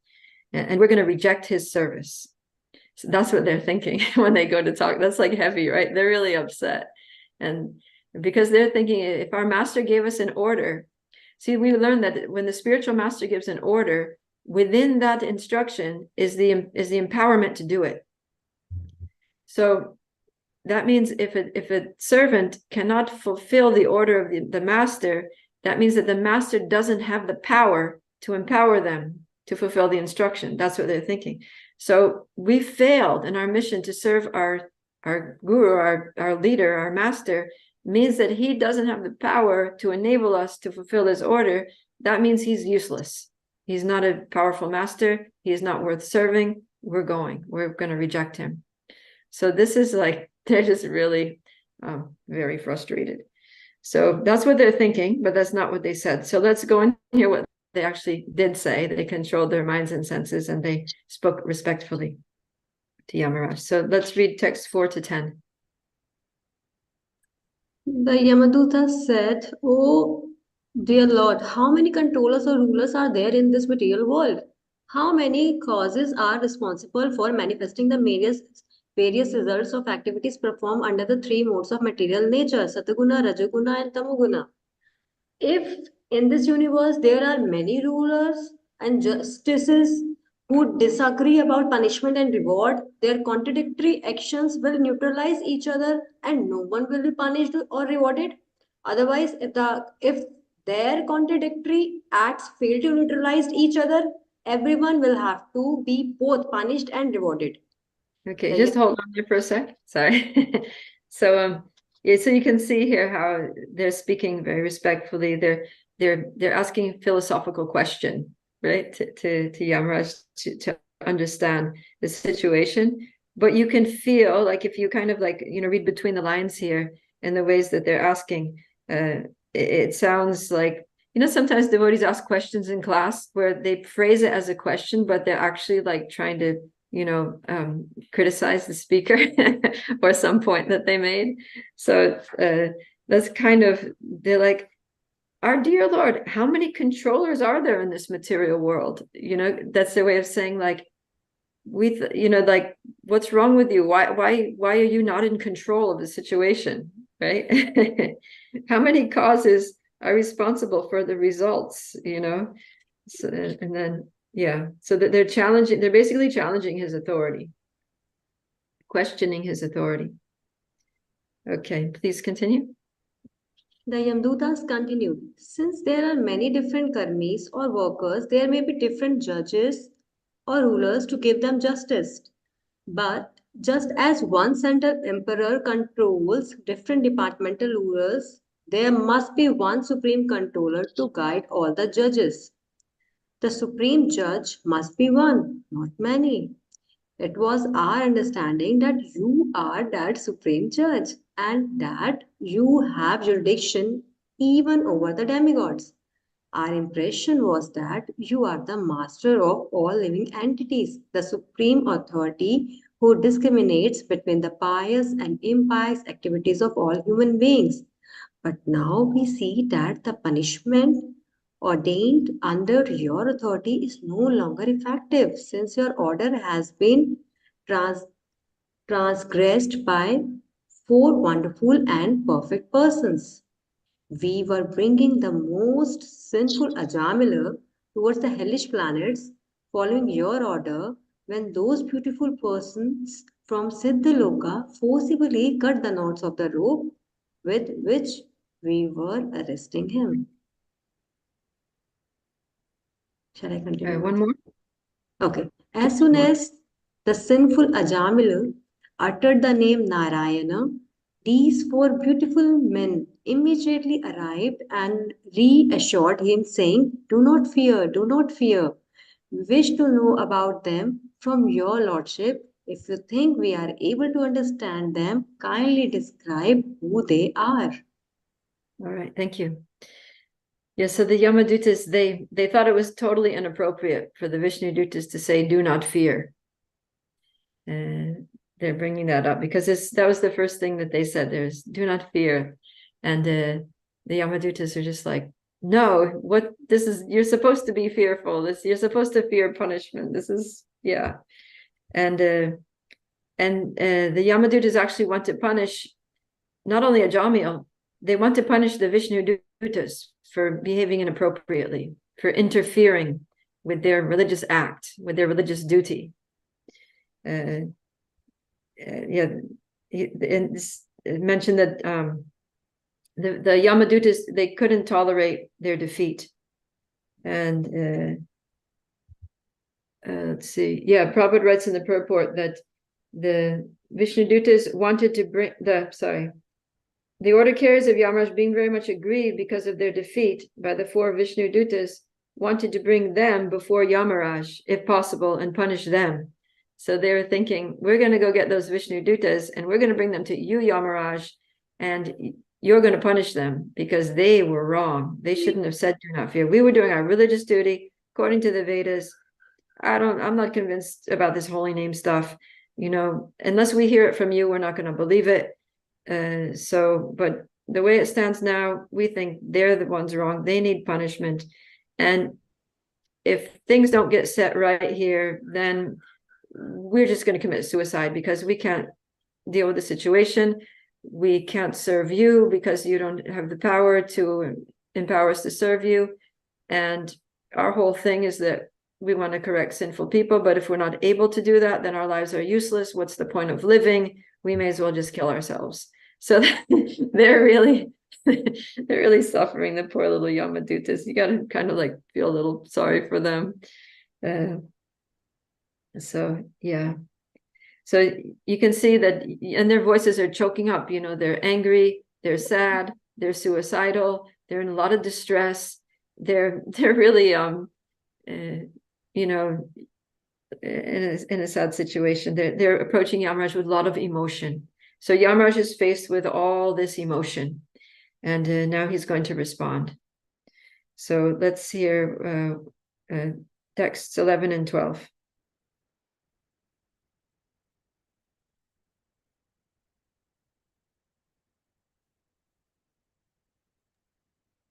Text 11. Sri Shukadev Goswami said, thus having been questioned, Lord Yamaraj, the supreme controller of the living entities, was very pleased with his order carriers because of hearing from them the holy name of Narayan. He remembered the lotus feet of the Lord and began to reply. Text 12. Yamaraj said, my dear servants, you have accepted me as the supreme, but factually I am not.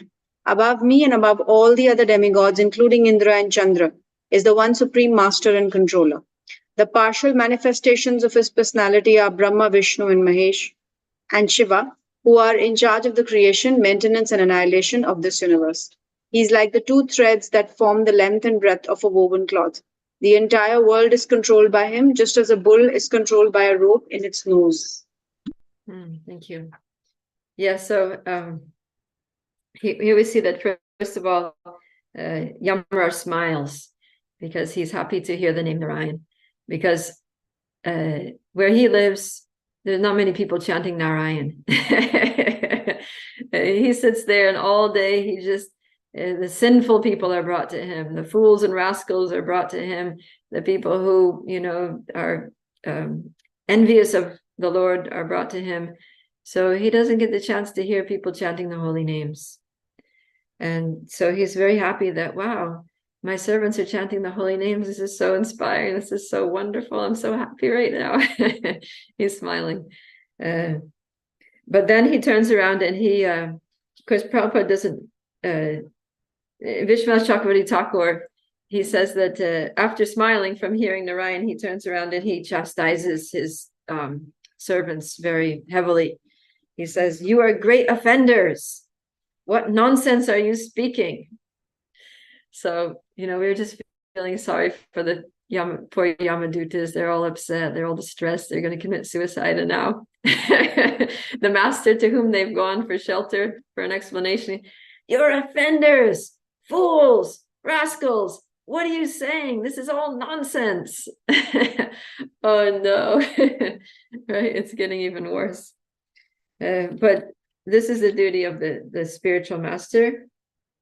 And Yamaraj is one of the 12 Mahajanas. We're going to find out that in a minute. So he needs to give the absolute truth to his servants, and he needs to correct them. And we're going to see that he starts off chastising them, but then his heart's going to soften up, and then he's going to give so much mercy to the Yamadutas. We're going to see that they're just going to be like objects of so much mercy and affection from Yamaraj. And I mean, I was even thinking that this whole pastime was partially happened for the benefit of the Yamadutas, like that Krishna just arranged this to deliver the Yamadutas. So I don't know, I was getting into this and I was really feeling, you know, the situation of the Yamadutas. And anyways, yeah, it's funny how personalities that you can emotionally connect to in the Bhagavatam. All right, so let's all right, so yeah, the point that Yamaraj is making is that you know, you're so foolish because you're thinking that I'm supreme. That's your mistake. You know, that's a big mistake. That's a lethal mistake, to think that somebody who's not supreme is the supreme. Right? We hear about that in the Ishopanishad that says that the results of worshiping someone, the supreme, are very different from the results of worshiping someone who is not supreme. So he said, first thing he did was totally reject the statement that he is that they were saying that Yamaraj is the ultimate decision maker, that he's the ultimate controller, that no one can go against his authority. Yamaraj is like, that's nonsense. And that's offensive, because it's offending the actual supreme controller, the actual, authority and judge of all activities, who is the supreme personality of Godhead. And he is the one who's controlling everybody, even me.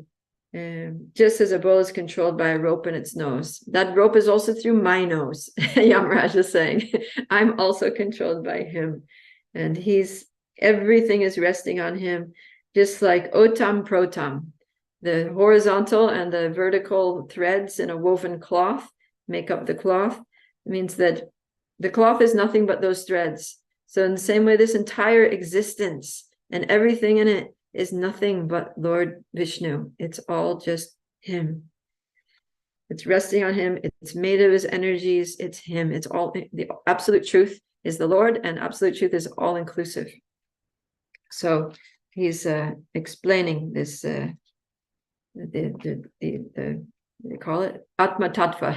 He's explaining the spiritual, the truth of the soul and the Lord, and the relationship between the Lord and the creation and all living entities.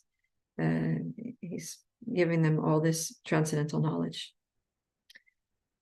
Okay, so let's read text 13 to 16. Hare Krishna.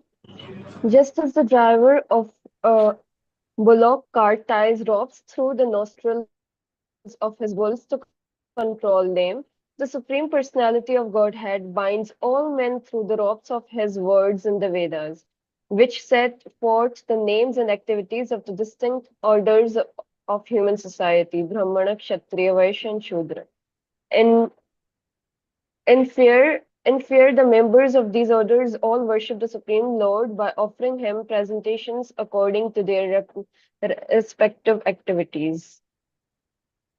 I, Yamraj, Indra, the king of heaven, Nriti, Varuna, Chandra, the moon god, Agni, Lord Shiva, Pavana, Lord Brahma, Surya, the sun god, Vishvasa, the eight Vasus, the Sadhyas, the Maruts, the Rudras, the Siddhas, the Marichi, and the other great rishis engaged in maintaining the departmental affairs of the universe, as well as in maintaining the best of the demigods headed by Brihaspati and the great sages headed by Bhrigu, are all certainly freed from the influence of the two base material modes of nature, namely passion and ignorance. Nevertheless, although we are in the mode of goodness, we cannot understand the activities of the Supreme Personality of Godhead. What then is to be said of others who under illusion merely speculate to know God? And one more. As the different limbs of the body cannot see the eyes, the living entity, As the different limbs of the body cannot see the eyes, the living entities cannot see the Supreme Lord, who is situated as the Supreme Lord in everyone's heart, not by the senses, by the mind, by the life air, by thoughts within the heart, or by the vibration of the words can the living entities ascertain the real situation of the Supreme Lord. Jai. Thank you. So here here Yamaraj is he's just said how the Lord is the supreme authority, how he's controlling everyone like a bull with a rope through its nose. So now he's giving specific examples of how different groups of personalities are all controlled by the Lord. So first of all, he's talking about just people in general, human society. So human society, they're made to identify with particular names like Brahman, Kshatriya, Vaishya, Shudra, and due to those identifications, they are bound to the Vedic prescriptions that assign duties to them, and so they're bound. They become bound to the Vedas and controlled by the instructions of the Vedas. and that's good for them because it leads to their gradual elevation. But in that sense, they're also controlled. Their rope is their bodily identification, which forces them to perform varnashram duties. And then in the next verses, he says that even the demigods, and he goes to the length of naming so many demigods and groups of demigods, and he mentions even Lord Brahma, even Lord Shiva, even himself, and Lord Indra, the king of heaven, that they're all, even the spiritual master of the demigods, Brihaspati, they're all controlled by the Lord. And he says that, some of them are influenced by the modes of passion and ignorance, but even those who are in the mode of goodness, he said that even we, speaking of himself, that I'm in the mode of goodness, and even I'm controlled by the Lord, and I can't understand his activities. So Vishwanath Chakravarti Thakur points out that Sattva Gun, the mode of goodness, is also Maya. So sometimes, we encourage devotees, just try to come to the mode of goodness, get free from the lower modes. But Vishwanath Chakravarti Thakur is saying that the Sattva Gun is also Maya. From the mode of goodness, we can't understand the Lord. We need to be in a transcendental position to actually understand the Lord. So the Lord and also his plan, because it's talking about understanding the activities of the Supreme Personality of Godhead. And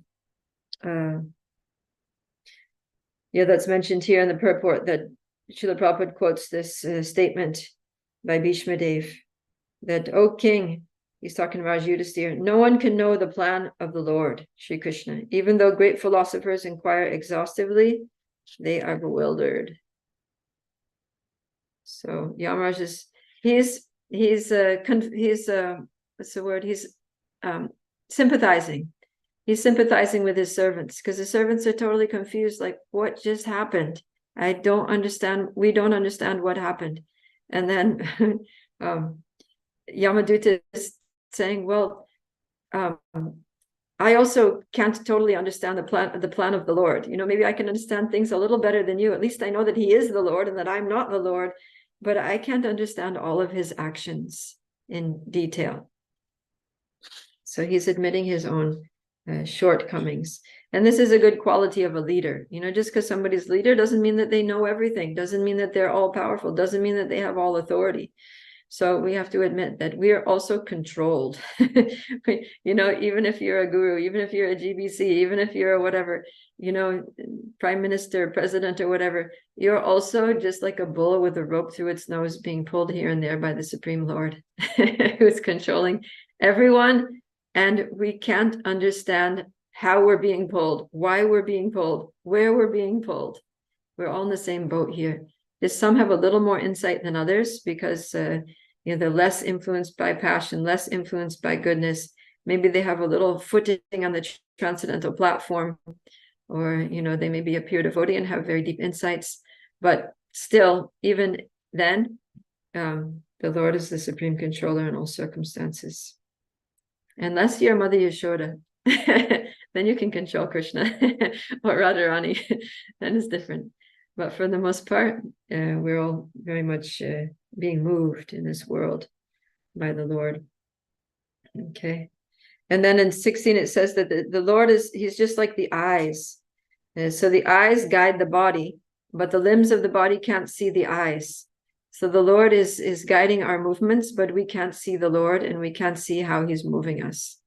So we think we're doing things ourselves, right? In illusion, we're thinking we're the doers of our activities, which are actually carried out by the modes of three modes of nature, which are moving under the direction of the Lord. Maya Dyakshina Prakriti Suyate Sacharacharam.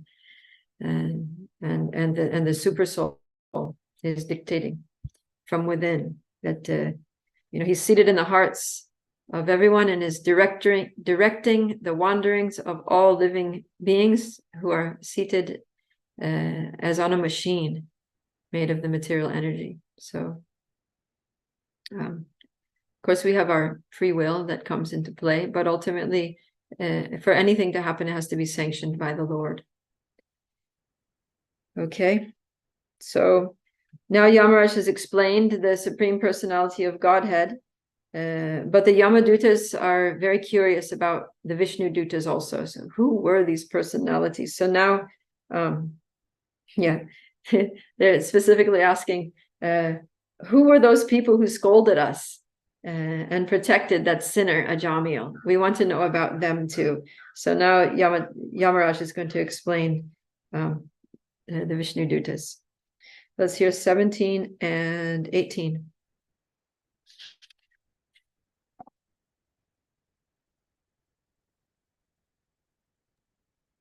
Text 17. The Supreme Personality of Godhead is self-sufficient and fully independent. He is the master of everyone and everything, including the illusory energy. He has his form, qualities, and features. And similarly, his order carriers, the Vaishnavas, who are very beautiful, possess bodily feature, transcendental qualities, and a transcendental nature almost like his. They always wander within this world with full independence. Text 18. The order carriers of Lord Vishnu, who are worshipped even by the demigods, possess wonderful bodily features exactly like those of Vishnu and are very rarely seen.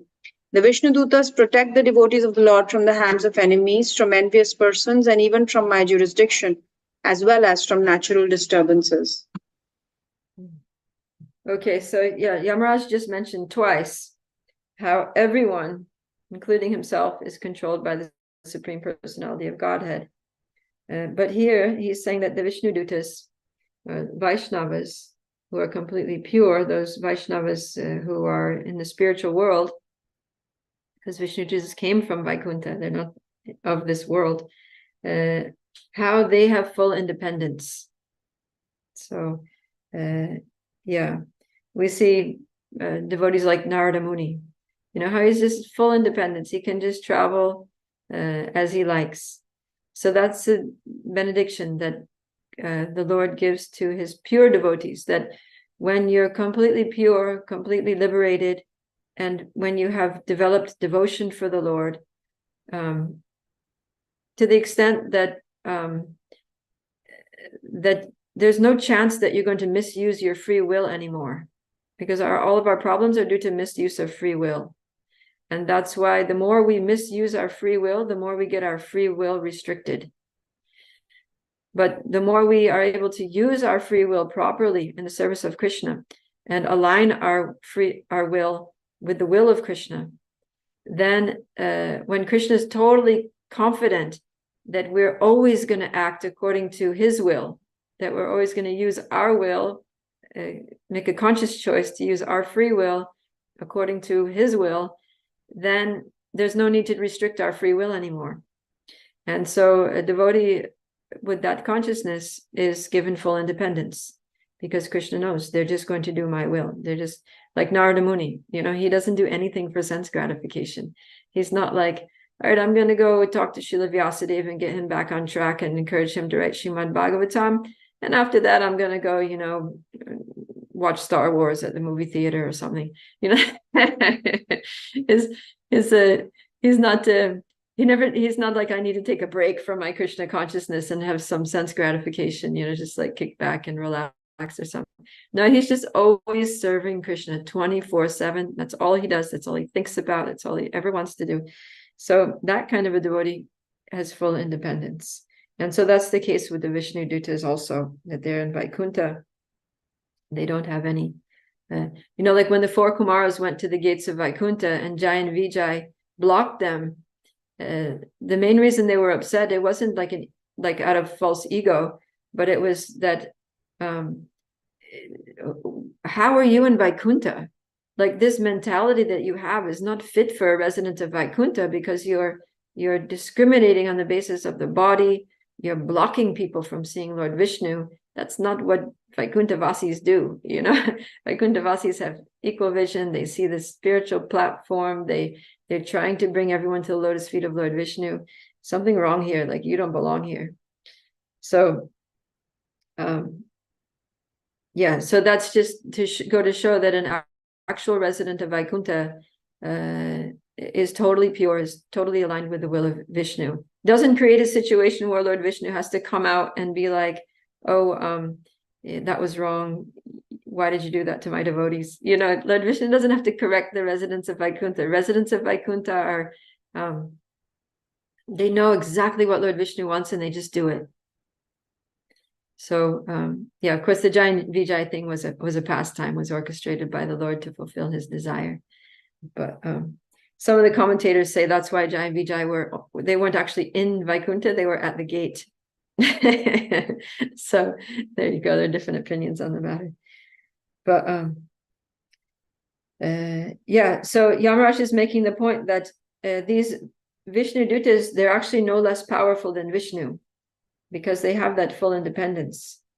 And Vishnu Chakravarti Thakur says that in his commentary, he's saying that Yamaraj says, "You fools." Vishnu Chakravarti Thakur, his commentary is very dramatic. He really he likes to make a lot of dramatic conversation. And "Oh fools, the Vishnu Dutas are worshipped even by the demigods, but you are not worshipped by anyone. Who are you?" And yet you're so foolish that you offended them.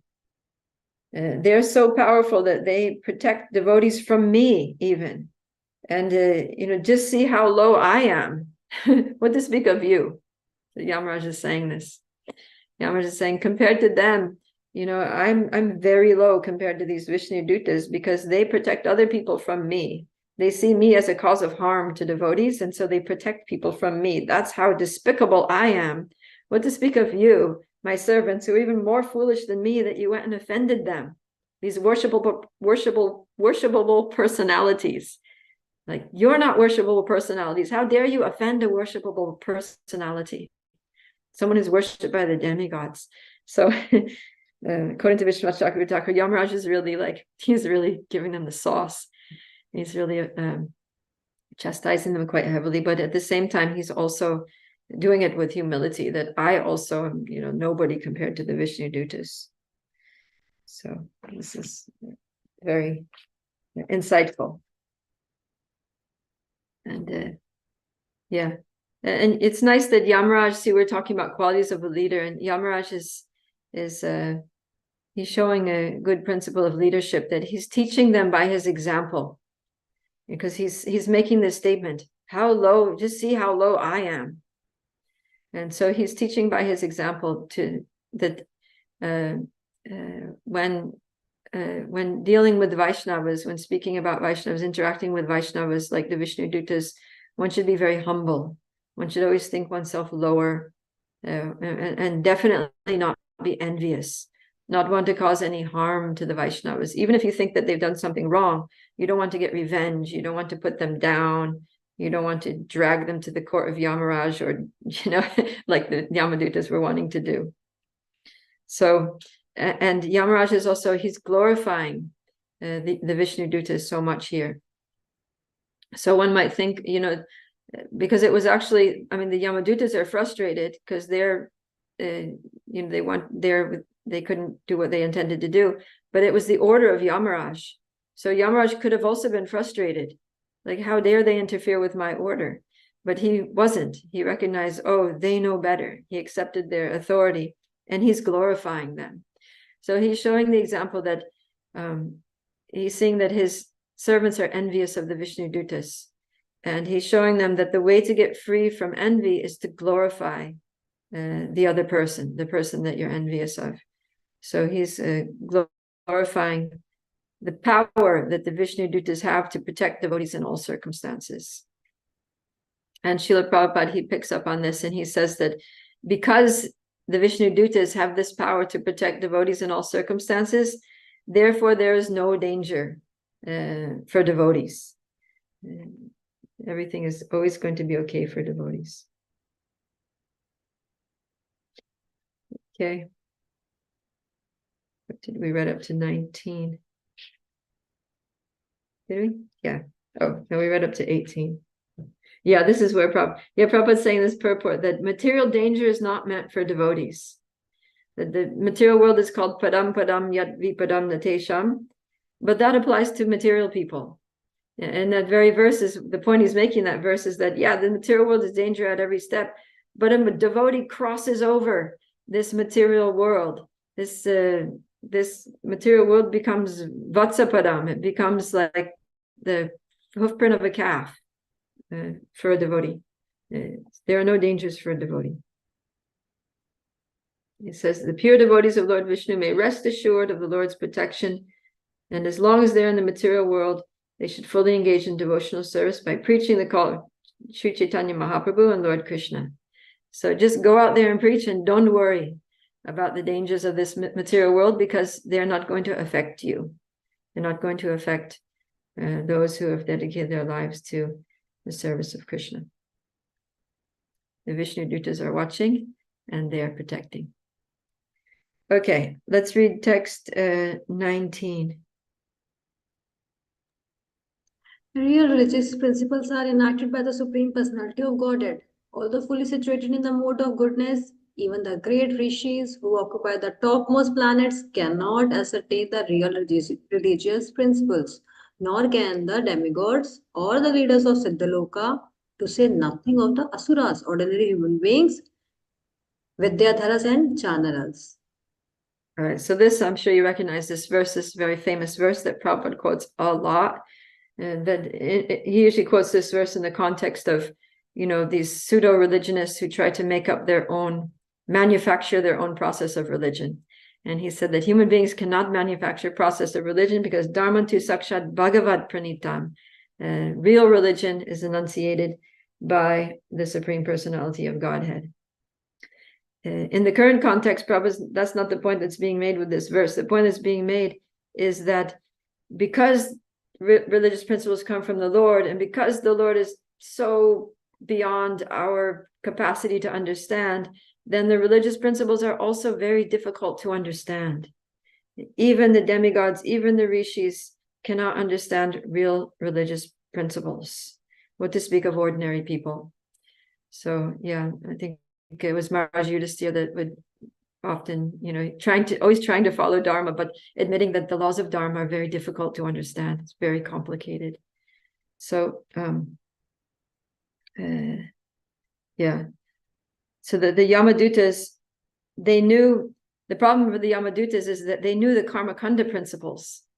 They knew the lower principles of the Vedas, but they were unaware of the higher principles of Bhagavat Dharma. And so Prabhupada mentions in the purport that they're just like the Vedavada Ratas, that they're attracted to the flowery language of the Vedas, and they very strictly follow Vedic injunctions regarding, karma kanda rituals for attaining those promised results. And they think there's nothing more than this. That's the key point, is that they get attached to those, and they think that there's nothing more than this, that this is it. This is what it means to be a religious person. This is what it means to be a follower of the Vedas. This is Vedic culture. This is the goal of Vedic life. That's what they think. So the Yamadutas were thinking the same thing. They were just tangled up with the Karmakanda principles. But they with no knowledge that there's a higher principle. And what is the higher principle? Bhagavat Dharma. So now Yamaraj is going to educate. He's going to very mercifully educate his servants about the principles of Bhagavat Dharma. So let's read 20 to 21.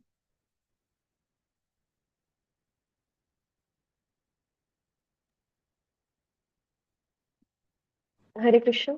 Lord Brahma, Bhagavan Narada, Lord Shiva, the four Kumaras, Lord Kapila, the son of Devhuti, Swayambhuva Manu, Prahlad Maharaj, Janaka Maharaj, grandfather Bhishma, Bali Maharaj, Shukadeva Goswami, and I myself know the real religious principle. My dear servants, this transcendental religious principle, which is known as Bhagavat Dharma, or surrender unto the Supreme Lord and love for him, is uncontaminated by the material modes of nature. It is very confidential and difficult for ordinary human beings to understand. But if by chance one fortunately understand it, he is immediately liberated, and thus he returns home. Okay, thank you. So yeah, Yamaraj had just said that all these demigods and so forth, they can't understand real religious principles, the higher religious principles. So he said that this knowledge is so rare and so confidential that actually there are only 12 people in the whole universe that understand real religious principles. And then he names them, right? So these are our 12 Mahajanas. And he also names what is the high religious principle, and that is Bhagavat Dharma. And he also defines Bhagavat Dharma. So the real religious principle is not a material. It's nothing to do with material religion. It's transcendental, like Prabhupada translates it here. This transcendental religious principle, which is beyond the modes of nature, which is the highest, the ultimate religious principle, is Bhagavat Dharma. So, Srimad Bhagavatam, it starts off rejecting all the lower principles, right? Dharma projitikaitavo chaparamo nirmatsaranam satam. So completely rejecting all religious activities which are materially motivated. This Bhagavat Purana propounds the highest truth. So this is the highest truth. It's Bhagavat Dharma. And we see how in this pastime, every pastime in Bhagavatam is fulfilling the mission of Bhagavatam, fulfilling the mission of the Lord and his literary incarnation in presenting Bhagavatam, which is to reject lower religious principles and establish the highest religious principle of Savai Pumsam Paro Dharmo Yato Bhaktir Adokshaje Ahaituki Apratiyata Yayatma Suprasidati. That the supreme religious principle, the ultimate religious principle, is that by which people come to worship the Supreme Personality of Godhead with love and devotion. So that's what Bhagavat Dharma is. Bhagavat Dharma, or surrender unto the Supreme Lord and love for him. So that's that principle by which one comes to full surrender and love for the Lord. That's the real religious principle. It's uncontaminated by the modes of nature. It's completely transcendental. And that's what you have to understand, because if one can, by chance, by good fortune, understand it, then they'll be immediately liberated, and not only liberated, but return home back to Godhead. So, and Prabhupada makes the point that because it's so rare, because it's so confidential, we need to receive it from the right source, because it's very easy. There's so many so-called people professing so-called religious principles, but that's why Yamaraj is being very careful to name the 12, that these 12 personalities are the ones that you need to learn from. And we're very fortunate because most of these, if not all of them, are speakers in the Bhagavatam. All of them, there are pastimes with all of these personalities in Bhagavatam, and they all speak. I'm not sure about Janaka Maharaj, maybe in 9th canto, I can't remember. But all of the others have like prominent sections in Bhagavatam where they're speaking, where they're giving instructions, where they're teaching us real religious principles. They're delivering Bhagavat Dharma so that we can develop full surrender and love for Krishna. And Prabhupada says that these, and 3 of them listed here, are heads of sampradayas, are heads of the Vaishnava sampradayas, Lord Brahma, Shiva, and Kumar, and the 4 Kumaras. So we need to receive the knowledge of Bhagavat Dharma through disciplic succession. In one of these sampradayas, there's also the Lakshmi Sampradaya, Sri Sampradaya, headed by Lakshmi Devi, who's not mentioned here. But so these are the personalities that we need to learn from. We need to take initiation in a sampradaya. We can also hear from these other personalities who are named, even if they don't necessarily come in our sampradaya or are not heads of a sampradaya. But we can also learn from, the instructions of Bhishma Dev, the instructions of Prahlad Maharaj. So like this.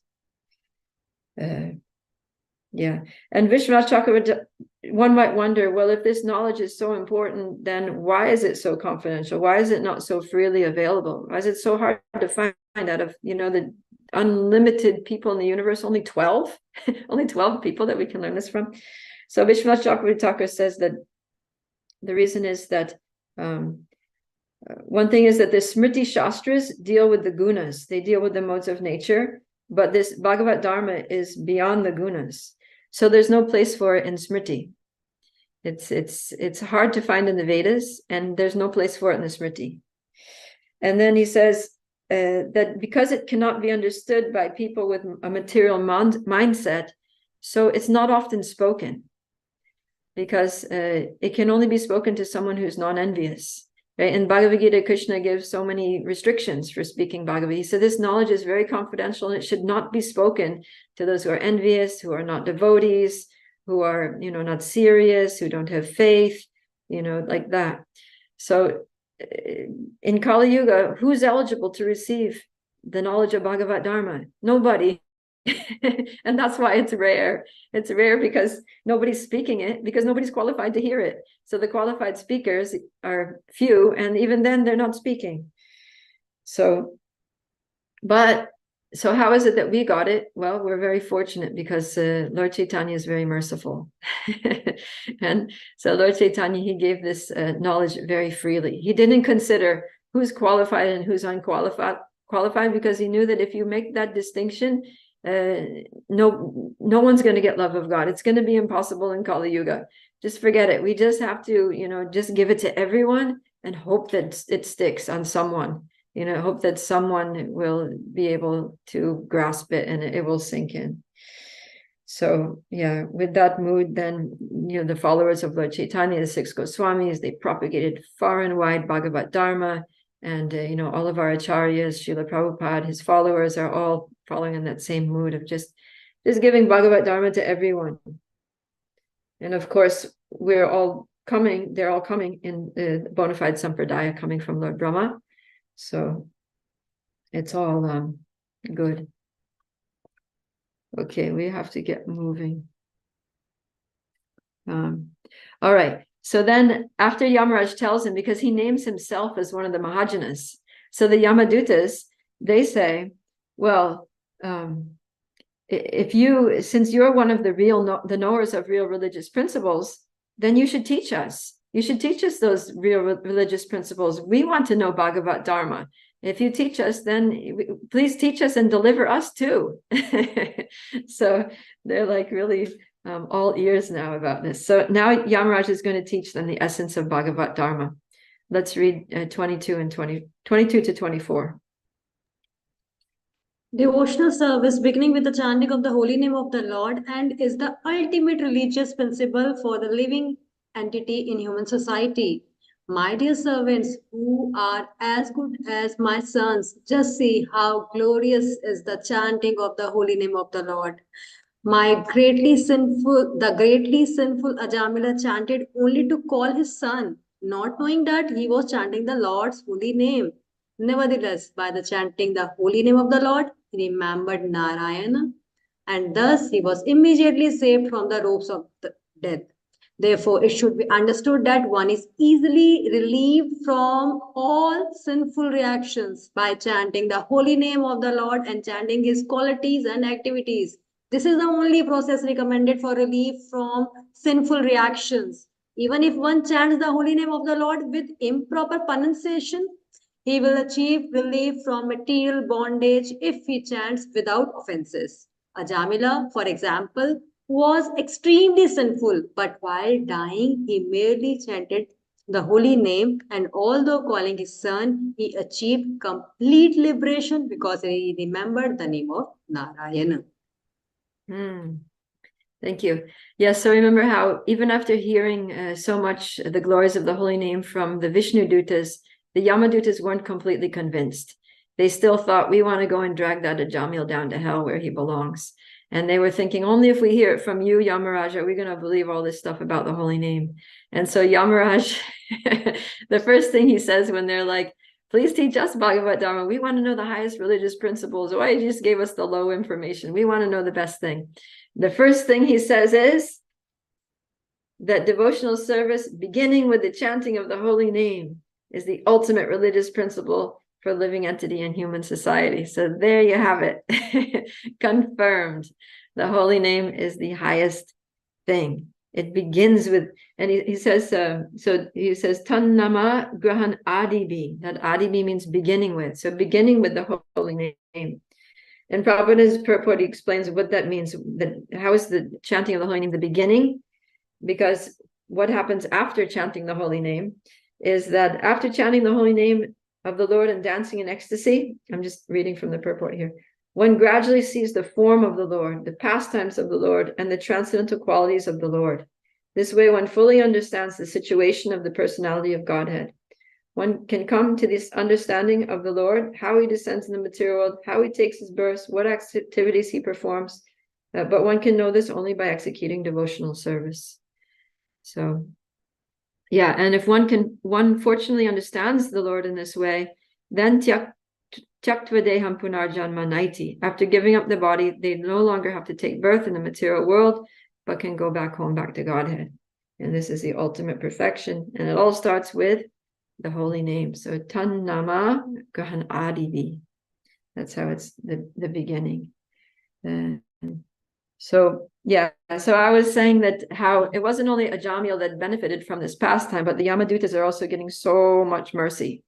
You know, and Yamaraj, the way he's speaking also, even although he called them fools and offenders before, and maybe they were a little discouraged, but now he's being so affectionate with them. Right? In text 23, he says, the second line of the Sanskrit, he says, Hare Pashyata Putra Kaha. So Putra means son.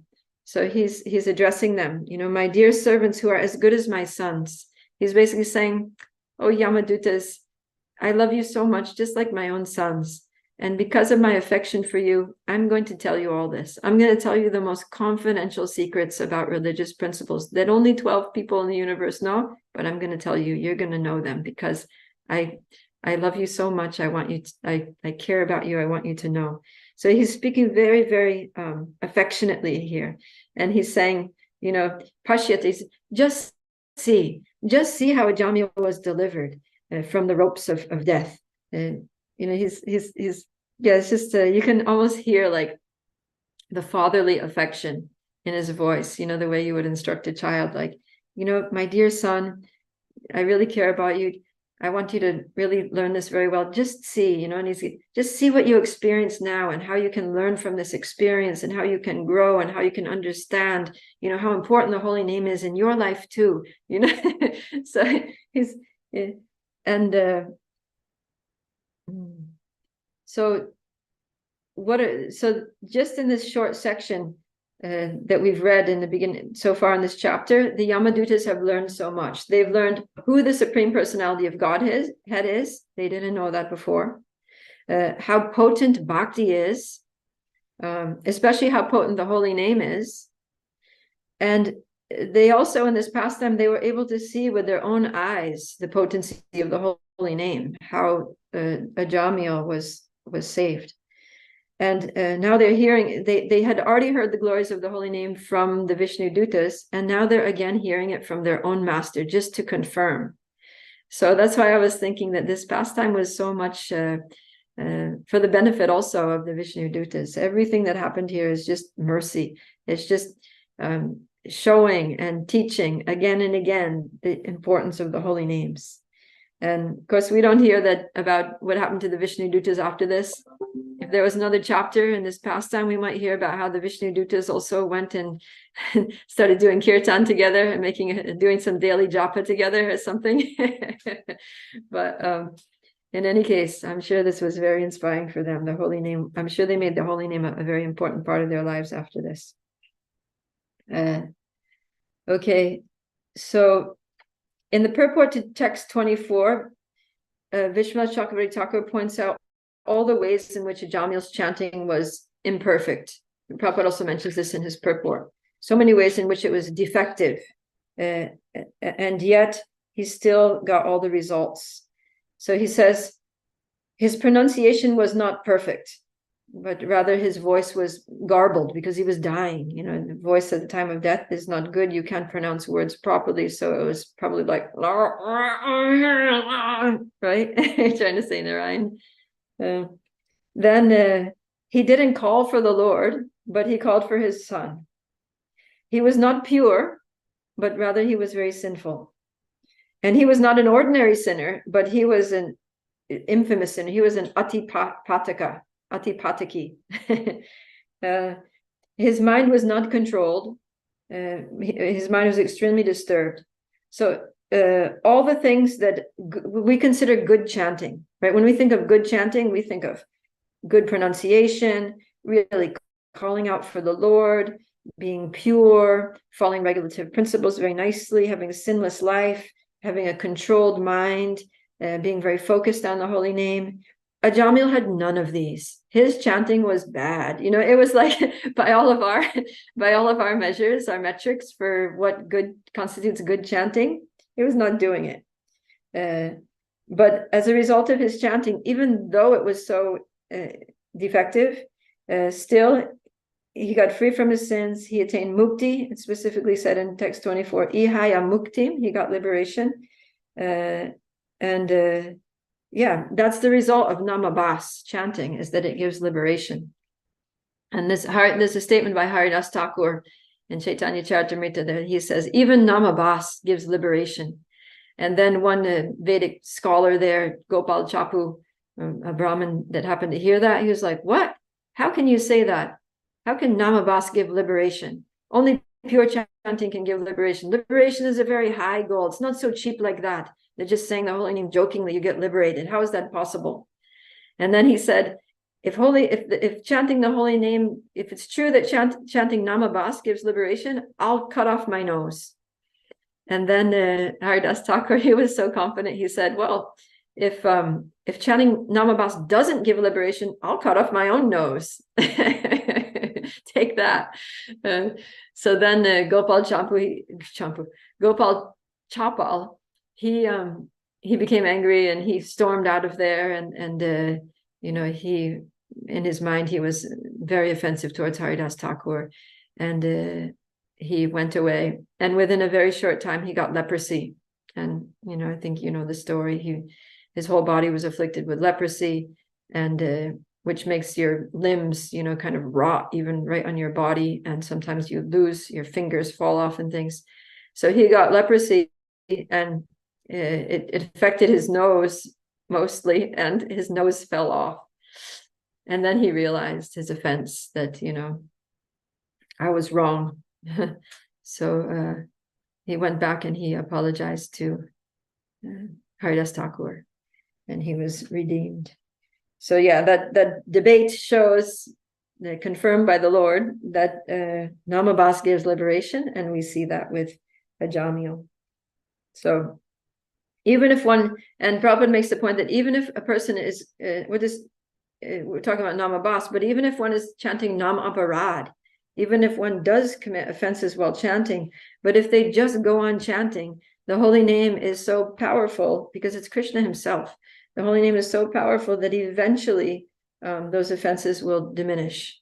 They'll gradually diminish, and they'll come to the point of namabas, which will lead them to pure chanting.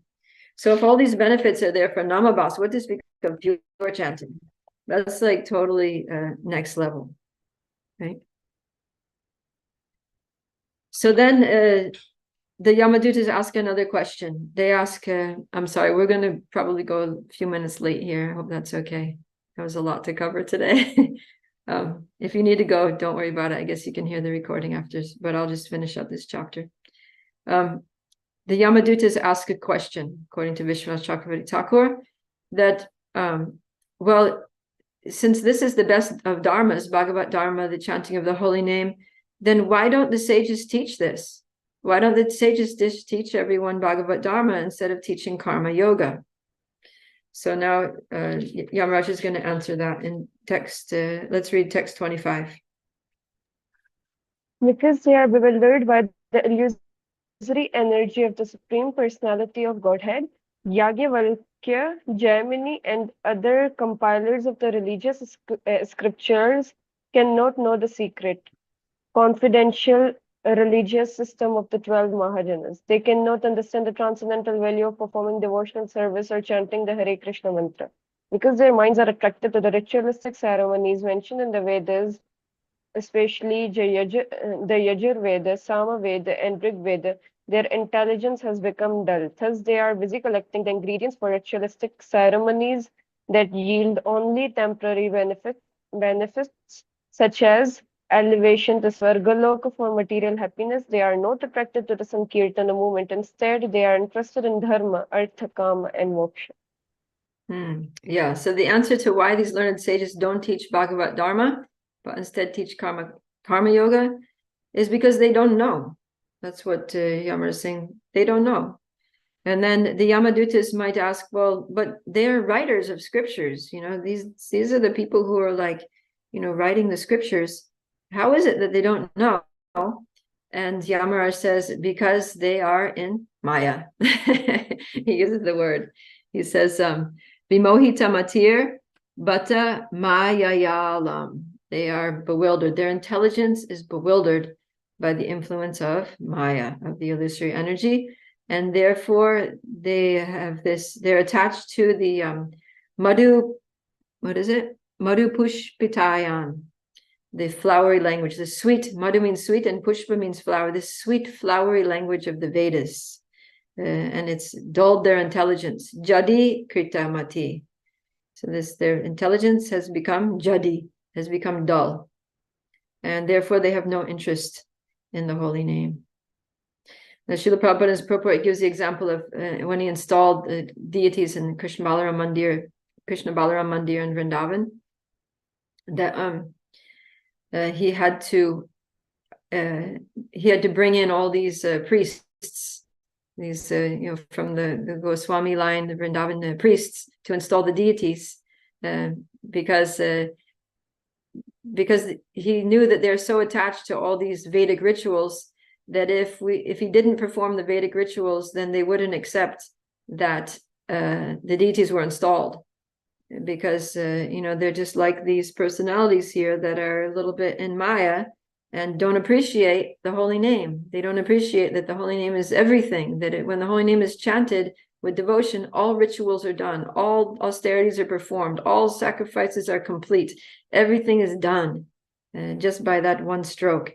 And so he told his disciples afterwards, actually, we didn't need them. Our kirtan was enough to invoke the presence of the Lord and install the deities and open the temple, but they would never accept it because they're attached to these Vedic rituals. And so we had to call them, do their thing, so that they would understand that everything was done correctly, and we wouldn't be condemned by the local Brahmins.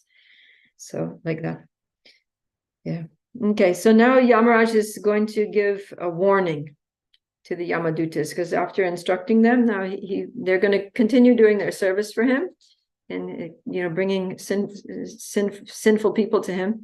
So he's going to warn them so that they don't make the same mistake again. So let's read text 26 to 27.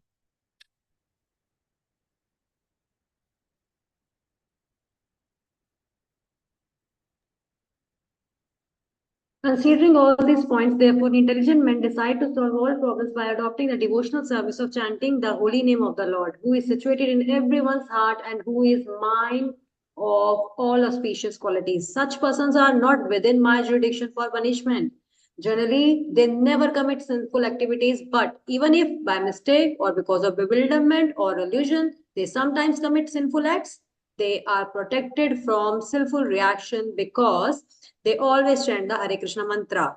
My dear servants, please do not approach such devotees, for they have fully surrendered to the lotus feet of the Supreme Personality of Godhead. They are equal to everyone, and their narrations are sung by the demigods and the inhabitants of Siddhaloka. Please do not even go near them. They are always protected by the club of the Supreme Personality of Godhead, and therefore Lord Brahma and I, and even the time factor is not competent to chastise them. Thank you. So first of all, he says that anybody who's actually intelligent will adopt this process of devotional service of chanting the holy name of the Lord and solve all problems just by chanting the holy name of the Lord. And then he gives this warning that those who do, just don't even go near them. You made this mistake once with a Jamil, and I think, or at least I hope, that the Vishnu Dutas have forgiven you for that. But if you ever approach devotees again, you're going to be crushed by the club of the Lord. He's specifically mentioning in the verse that the Lord has this club and he uses it on the heads of people who who cause trouble for his devotees. And he says, and if that happens, if Lord Vishnu comes with his club, or he sends his servants with that club of protection, then neither I, nor Lord Brahma, nor even the time factor that controls Lord Brahma is going to be able to help you, because we do not have the power to punish the agents, the Vaishnavas, the servants of Lord Vishnu. So that's a very strong statement there. Okay, so now the Yamadutas are right. Okay, noted. We noted that. We're not going to go anywhere near the devotees. So who should we bring to you then? And now Yamaraj is going to instruct them. So please read 28 and 29. Paramhamsas are exalted persons who have no taste for material enjoyment and who drink the honey of the Lord's lotus feet. My dear servants bring to me for punishment only persons who are averse to the taste of that honey, who do not associate with Paramhamsas, and who are attracted to family life and worldly enjoyment, which form the path to hell. My dear servants, please bring to me only those sinful persons who do not use their tongues to chant the holy name and qualities of Krishna, whose hearts do not remember the lotus feet of Krishna even once, and whose heads do not bow down even once before Lord Krishna. Send me those who do not perform their duties toward Vishnu, which are the only duties in human life. Please bring me all such fools and rascals. All right, so basically he's saying here that bring to me those who are, he says twice, he says in both of these verses, he uses the word asat. So asat means non-devotees, right? The sat sangha means devotee association. Asat sangha is association of non-devotees, which devotees should reject. So he says who to bring? The asat. Bring those who are asat, not devotees. And then he gives a description, lengthy description, how to identify those who are asat. So first of all, there's the vimukan. Anyways, we don't have the time to go on this, but vimuka mukunda, that they turn their face away from mukunda, from the honey of the lotus feet of Lord Mukunda. And then he says paramahamsa kula asangai, that they don't associate with paramahamsas, with paramahamsa Vaishnavas. And then he says grihe niraya vartmani badha trishan, that they're attached to household life for sex only, which is the path to hell. So they're not grihastas, they're grihamedis. And then in the next verse, he further describes that in the first line, those who do not use their tongues to chant your holy name. In the second line, those whose hearts do not remember the Lord's feet. The third line, those whose heads do not bow to the Lord even once. He specifically says to Krishna, Krishnaya no namati. Akrita Vishnu Krityan, who don't do their duties for Lord Vishnu. So these are the characteristics of non-devotees. So if we, for us devotees, we can also take the opposite of this and understand that if we don't want to see the face of the Yamadutas, if we don't want to be dragged to the court of Yamaraj, then these are the things that we need to do to make sure that the Yamadutas don't approach us. We need to turn towards the lotus feet. We need to approach the Lord's lotus feet and do everything we can to drink the honey of the lotus feet of the Lord. We need to associate with Paramahamsas, with great devotees who are on the transcendental platform. We need to not to be grihamedis, we need to be grihastas. We need to make our homes not just places of sex and material enjoyment, but places of worshiping the Lord. Make the home a temple. Sex only for procreation of Krishna conscious children. And like that, we keep the Yamadutas away. And then, of course, we need to use our tongues to chant the Lord's holy name. We need to remember the Lord's lotus feet within our hearts. We need to bow our heads to Krishna. We need to pay obeisances, right? Krishna says, Man mana bhava man bhakto, mam yaji mam namaskuru. We need to offer our namaskars, our obeisances to the Lord. And then we need to do our duties for Lord Vishnu. So do our services, be responsible in all of our devotional services, our sadhana, our seva, and our relationships and everything. And all of our, whatever our duties are according to our ashram and our what's been given to us by Guru and temple authorities, whether we do those responsibly. Okay. All right. So now just to make sure, in case, because he said, I hope that the Vishnu Dutas have forgiven you, but just in case they haven't, now Yamaraj is going to pray for forgiveness and for himself and his servants. So please read text 30.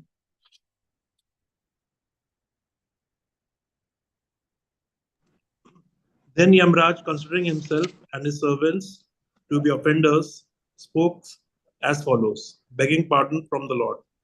O my Lord, my servants have surely committed a great offense by arresting a Vaishnava such as Ajamila.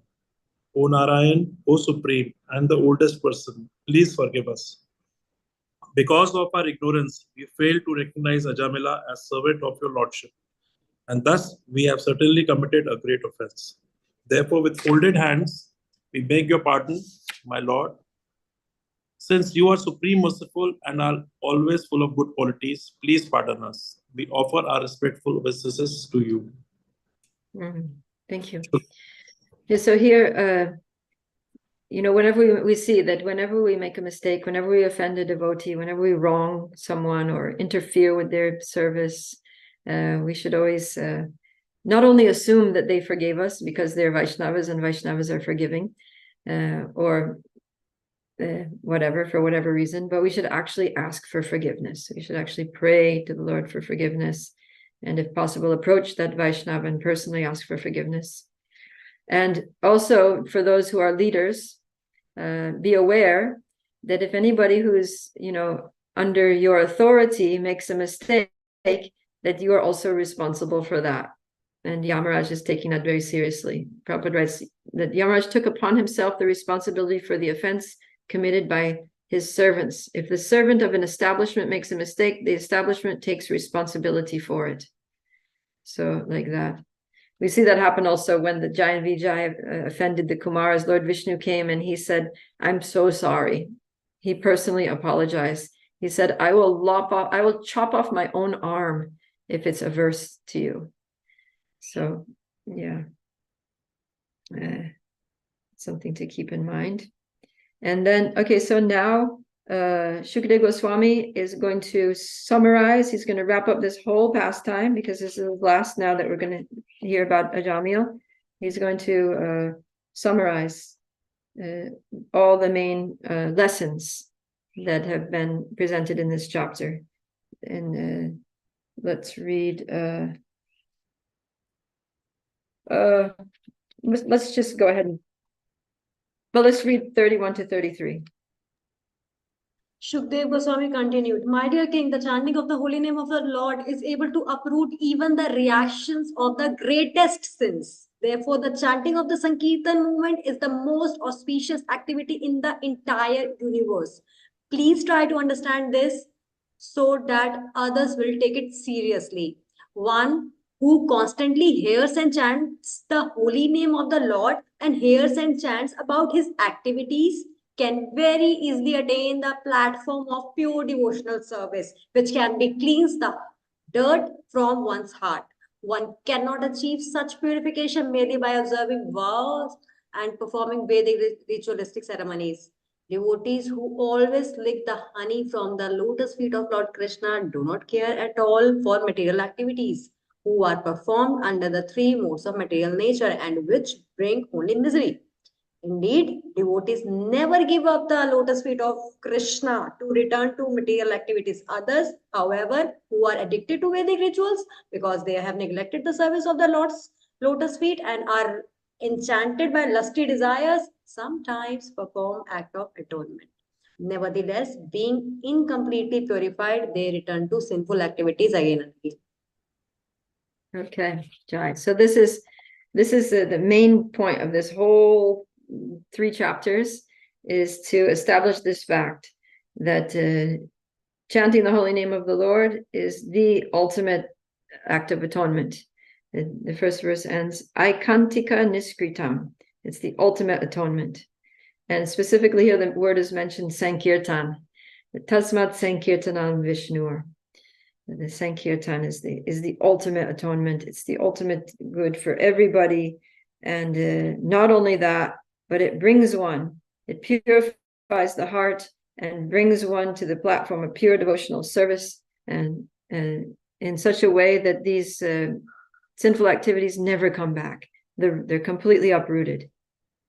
So this answers the question that was posed by Maharaj Parikshit way back in the beginning. How can the Levantes be saved from hell? The answer is through the Harinam Sankirtan, because it will clear out all their sinful reactions in such a way that they'll never sin again, and it will elevate them to the position of pure devotional service and bestow upon them all auspiciousness and ultimately love of God, and take them back to the highest destination. So, yeah, in Vishwanath Chakravarti's commentary to text 31, he translates Sankirtan, and it appears the word Sankirtan comes twice in this chapter, and both times Vishwanath Chakravarti Thakur translates it as intense chanting. So there's Kirtan, means chanting, and Sankirtan he translates as intense chanting. Usually Prabhupada translates it as congregational chanting, because the sun can mean together, like in Sangha, but Sang can also mean like perfect, complete, like that. And Vishwanath Chakravarti Thakur translates it as intense. And then he makes the point that if even a little chanting destroys all sins, what to speak of intense chanting? Sankirtan, intense chanting. So we should also remember that meaning of Sankirtan, that when we are performing Sankirtan, we should chant with intensity. That's what it is. That's, if it's not intense, it's not Sankirtan. So we need to really practice it intensely. Okay, now the last two verses, Shukadeva Goswami is going to conclude. So let's read 34 and 35. Text 34. After hearing from the mouth of their master about the extraordinary glories of the Lord and his name, fame, and attributes, the Yamadutas were struck with wonder. Since then, as soon as they see a devotee, they fear him and dare not look at him. Text 35. When the great sage Agastya, the son of Kumbha, was residing in the Malaya hills and worshipping the Supreme Personality of Godhead, I approached him and he explained to me this confidential story. I actually ended this chapter feeling a little sorry for the Yamadutas again, because after hearing the glories of the devotees of the Lord, they're told, don't go near them. They can't get the association of devotees. Of course, they have Yamaraj, he's a devotee. But yeah, they're afraid of devotees. Anyways, it's good for us that they're afraid of devotees. That's their service to the Vaishnavas is not approaching the Vaishnavas, not bothering the Vaishnavas. So they get benefit for that too. It's okay. And then Shukadev wraps it up by citing his source of information. It's always a good policy, you know, when we make a statement, that where did you hear that from? Who did you learn that from? Which scripture? What's the verse? What's the reference? So he cites his source of information, that he says, I heard this personally from Agastya Muni when I went to visit him in the Malaya hills. So he shows us this good example. All right, so that concludes this section about Ajamya. It's been a very ecstatic section, which hopefully has inspired us to go on chanting, to chant intensely, to make sure we chant offenselessly, and to appreciate the benefits that we receive from chanting, to have gratitude to the Lord and his devotees, and to know that we also have a lot to look forward to in our lives, as long as we keep chanting, that one day we're going to see the pure servants of Krishna or Lord Vishnu, depending on our disposition, our eternal relationship. And they're going to come and they're going to just take us by the hand and bring us back to the lotus feet of the Lord, chanting all the way. All right, so any final comments or anything? I know it's late, so all glories to all of you for hanging in there. It's been a long time, but somehow the time just flies, right? Okay, Rukmini, Hari Sevani. Mataji, thank you so much. You are the one, you really enthuse bhakti. And whenever I, attend the sessions from you, I'm just full, I really get so much enthusiasm, whatever the topic is. Now this time for the chanting. So thank you so very much. And I'm really gonna miss you. Thank you. Thank you very much for your encouragement. Priya Satyabhama? Hi, Krishna Mataji. Can you hear me now? Yes. Is the Yeah, network you're okay? good. Loud and clear. So from the yesterday's class, we were talking about atonement, like how people, atone in a material sense, and they atone for sins that are also, done in a material sense. So all of this is done from a very material perspective. But still, we find that, a lot of, devotees also, they say, I don't want to generalize it, but I've heard it. So that's what made me curious that, okay, I did this. So maybe to, atone this, maybe I'll sleep on floor for such and such time. Oh. Want to do some sort of austerities, or Uh-huh. can we atone sense where it is related to Krishna and not, just thinking about I, me, myself kind of way. So that's was bothering me a little bit. Yeah. I mean, the general principle is that we need to accept whatever is favorable for our Krishna consciousness and reject whatever is unfavorable. So yeah, if you do something wrong, we, like Prabhupada said, we must regret it, and we must also try to make amends for what we've done wrong. Obviously, if we've offended someone, we need to go and ask forgiveness and try to serve that devotee, glorify that devotee. If we've just done something, just had a personal fall down or something that didn't affect somebody else, then we might want to make an adjustment to which prevents us from doing the same thing again, making the same mistake. So, for example, let's say you are supposed to offer Mangal Arti on the altar, but then you overslept. And so you weren't able to do the service, and that caused a big inconvenience, and it caused a lot of problems, and the deity worship, the curtains opened late, and yeah. So then you might think, oh, well, the reason I overslept is because my bed's too comfortable, therefore I should just sleep on the hard floor, and then I'll wake up easily because I'm not going to sleep well anyway. I'm only going to be half asleep, and I'll definitely hear my alarm clock. If I get too comfortable, I'm going to miss the alarm clock. So that way I'll never miss my service. So in that way, I don't know why they're doing it, but I was just saying that this is an example of something that you might do, which looks like an austerity, which is an austerity, but it's for a purpose. It's not purposeless. The purpose is that this is going to help me to be able to not make the same mistake. It's going to help me to be able to do my service responsibly, which is what I want to do.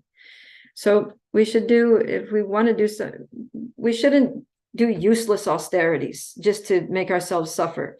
That's austerity in the mode of ignorance, according to Krishna, just to torture the elements of the body pointlessly, right? That's in the mode of ignorance. But we should make adjustments in our lives to facilitate our service and our consciousness and like that. And that may mean, giving up some comforts if they're making it difficult for us. So that may be involving some austerities, but it has to be very purposeful, very intentional. We can even consult with senior devotees, like, do you think this will help me? Is this a good thing to do?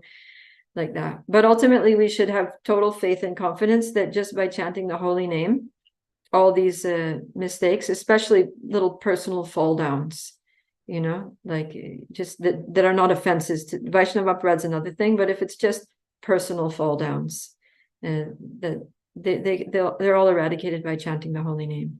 We don't have to do another thing. Okay. Thank you. Thank you so much, Mataji. All right, Ganga Shakti. Mataji, I'd heard in a class that, we tend to think about Yamadutas as dreadful beings. They're very ugly to look at, and they're dreadful. But through the Bhagavatam, we get to know that how in the spiritual scheme of things, everything is perfect. Even they are behaving in such a glorious fashion. When they meet the Vishnudutas, they don't react to the Vishnudutas, but they go back to their own master to clarify what went wrong and how did it go wrong. And then when they get to know the reality, they toe the line. They fall in place and do not ever face a devotee. So I think I found that very fascinating, that even Yamdutas, whom sometimes I feel that they are so dreadful, maybe fallen creatures. They have such a service in which they have to punish people for their sins, but even they behave so gloriously. Unlike me, sometimes I may not behave like this, although I may know how to behave, but still I don't. So I like that. Yeah, I mean, that's why they're higher beings. They're higher than we are, right? That's how they have power over us.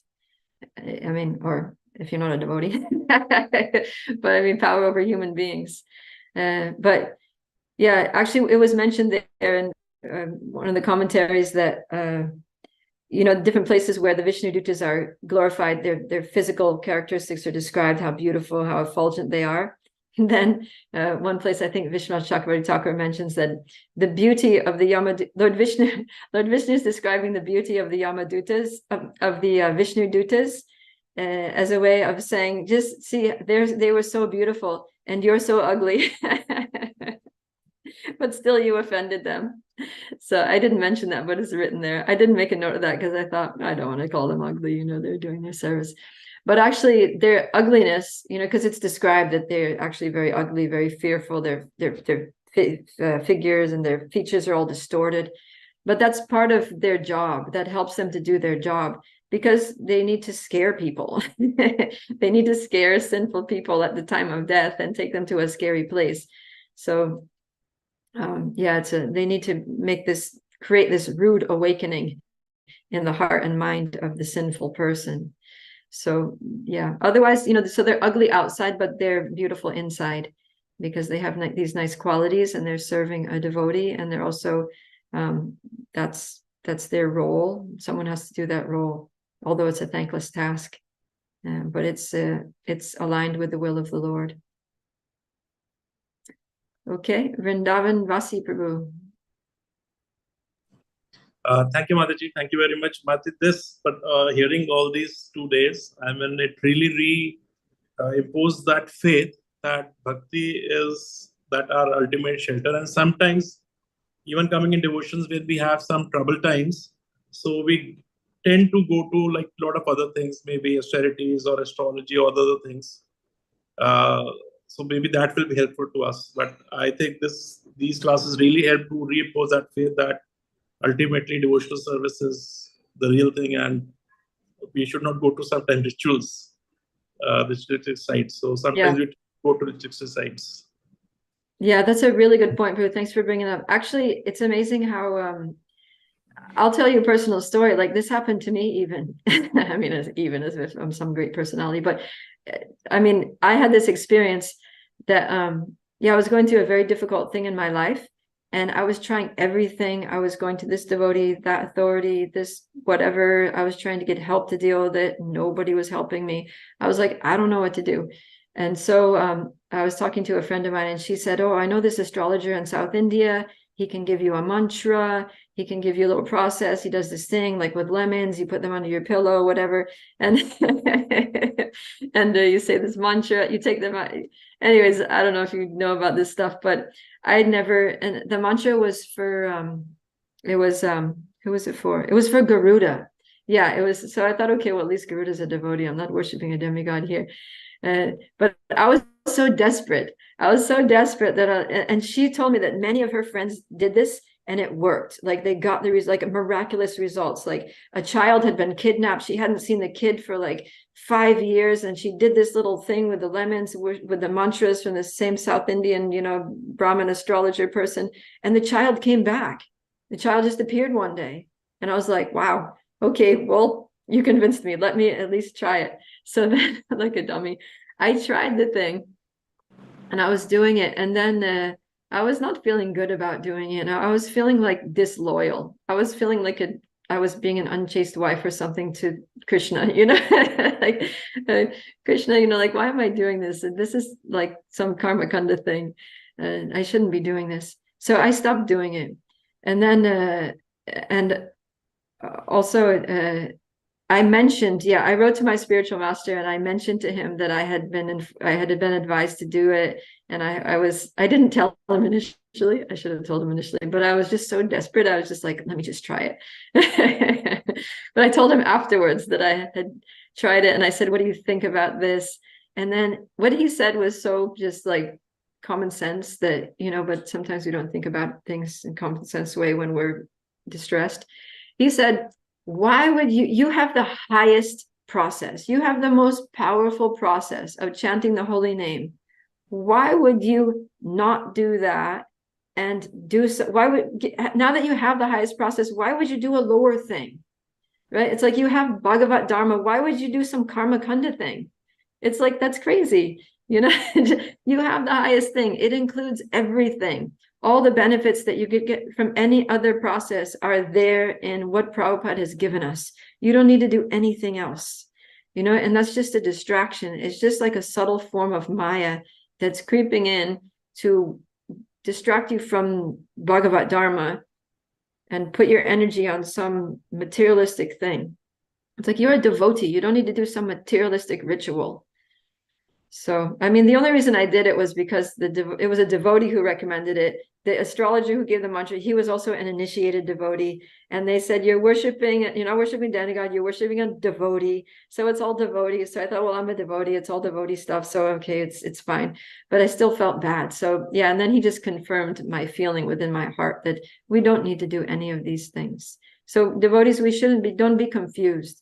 Don't think that we are missing something, that we need to go to some, Vedic Brahmin astrologer for some other process to solve our problems. We just read here that people who are really intelligent, they chant the holy names, understand as the solution to all their problems. It's the panacea for all problems. And not only does it solve our problems, but it also elevates us to a state of consciousness where we don't have problems anymore. And it takes us to the spiritual world where there are never problems, where, the Vaikuntha. So, yeah. Thank you for bringing that. Thank you very much. Thank you. All right, we are half an hour over. We better wrap it up. I just want to thank you all, especially those of you here with your videos on who are participating and reading and asking questions and making comments and letting me see your smiling faces, which encourage me to speak. So thank you for your sincerity and your enthusiasm to experience the Srimad Bhagavatam. Grantaraj Srimad Bhagavatam ki jai, Srila Prabhupada ki jai, Gaura Premanandi, Hari Hari Bo. I guess Prabhupada Priya Mataji ki jai. Jai.